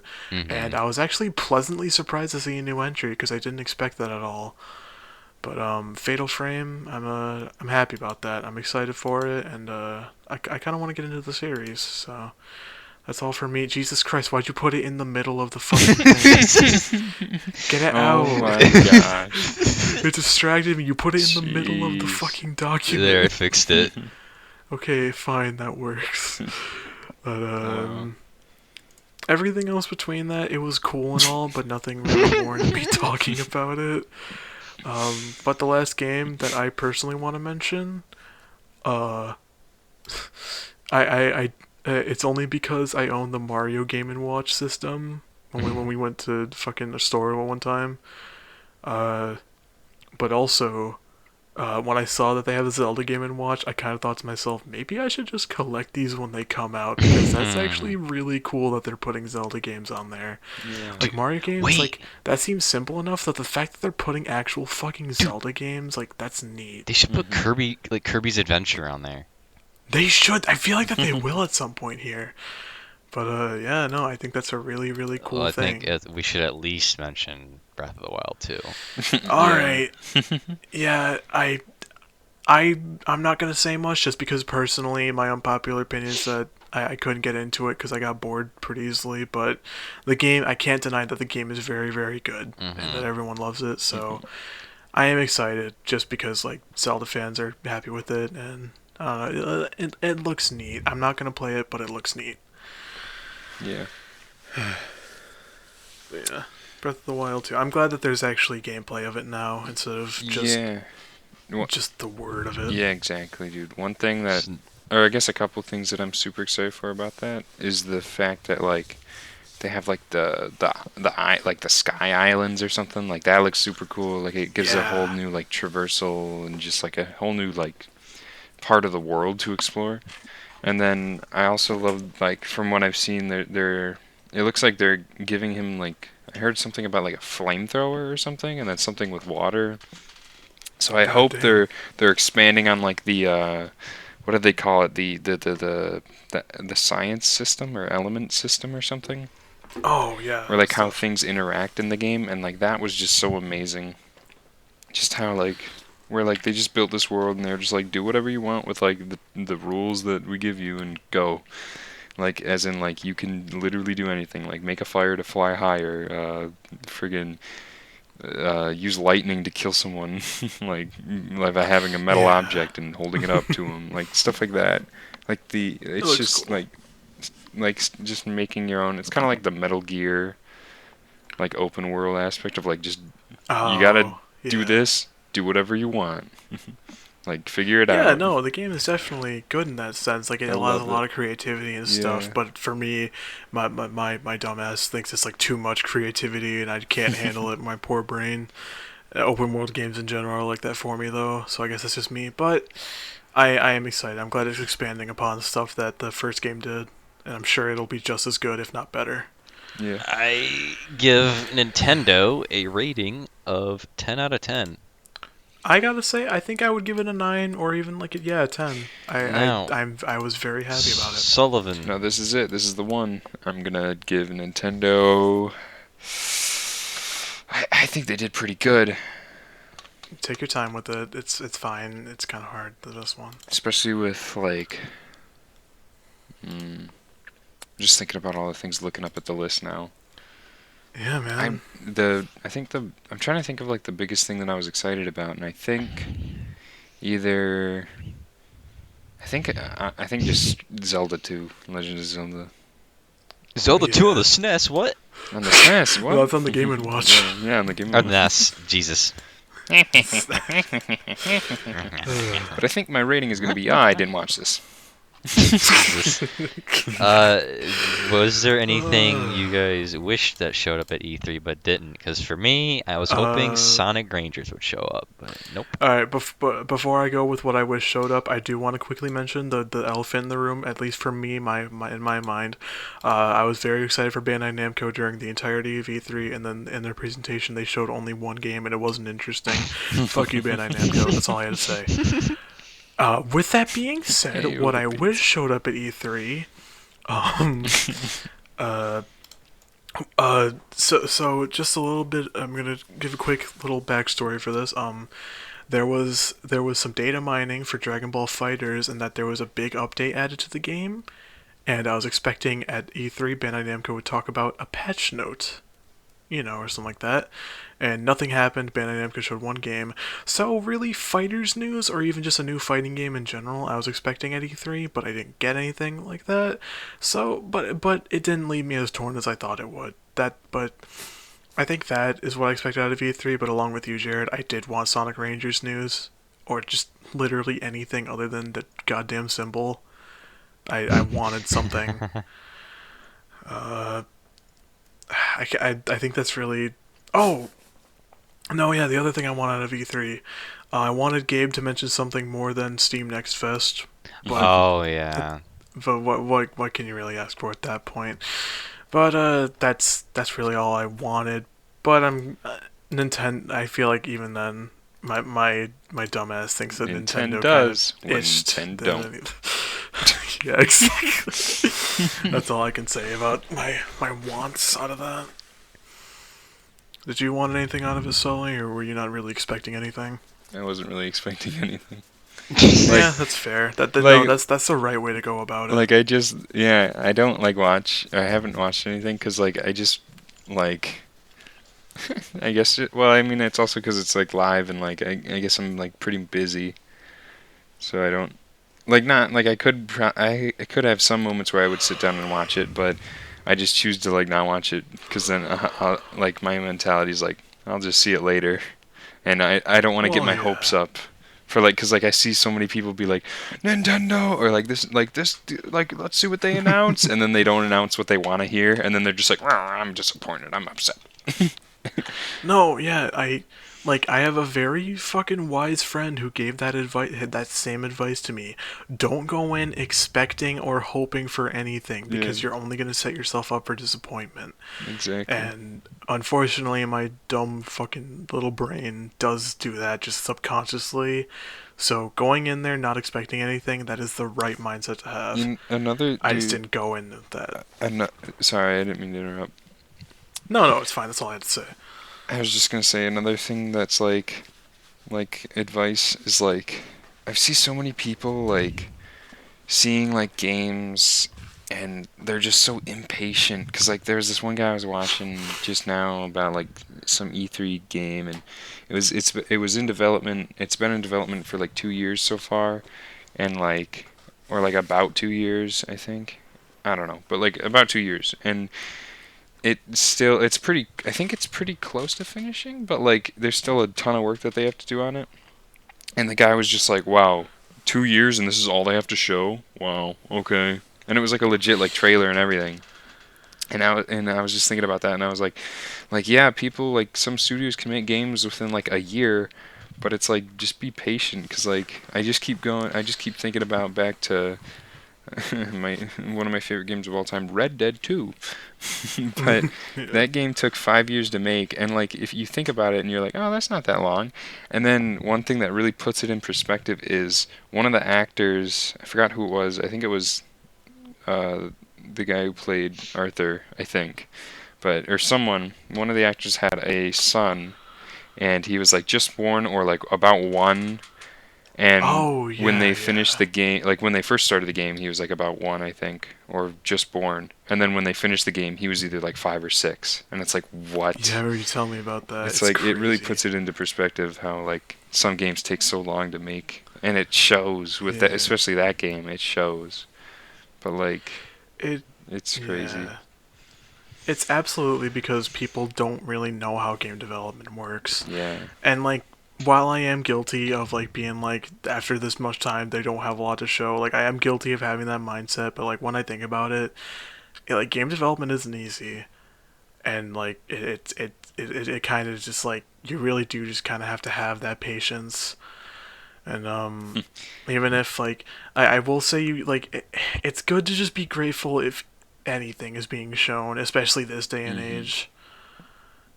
Like with all this stuff happening, like having just anything, even like even like having a trailer being shown, like it's kind of lucky to have that at this point. Yeah. I was gonna Although, say for what sorry. E3 had to go through this year, or last year, lack thereof, or whatever. Yeah. Yeah. I think they pulled it off pretty well for what it was for 2021, like all online. Yeah. I think that's Yeah. how people need to look at it. They can't compare it to a previous E3 because this has been a unique past year or so, with the circumstances. So I think people need to look at this E3 a little bit differently through a different perspective than previous ones where there's been limitations. But given those Yeah. limitations, I think the developers and everyone involved pulled it off pretty smooth. I mean, Yeah, of I'd say course, so. there were still some things that you couldn't do, like being in person, and there was like other things they probably couldn't do, like more like um, ambitious performances or showcases or whatever. But assuming things are usually back to normal, or even more so back to normal, and restrictions are lifted even further, I would hope to see a return to normal E3 for 2022. Yeah. But for what it was this year, I think this E3, in my opinion, was pretty damn good for what they had to go through and what they had to do to put this all together and adapt. So I would honestly give this entire E3, I'd probably give it in general, with all things considered, probably a 7 out of 10. 7 is a fair rating. Yeah. I would say so as well. Well, with all that being said, I think that's really all there is to discuss about E3 this year. It had ups and downs. Overall, I mean, I gotta say, like you were saying, with all the circumstances, it really wasn't that bad. And I got bored a lot, but that doesn't mean that it was really terrible or anything. It's just, like these next few years will probably be a lot better. That's what I'm gonna say. Mm, But Yeah. yeah. Thank you, you two, for talking about E3 with me, so I can actually blow off some steam about all the shit. Yeah. And yeah. Yeah, I gotta go. So, My pizza's here. I'm gonna put that GIF on screen. Oh, God. But yeah, all right. And I think that's really all there is to be discussed.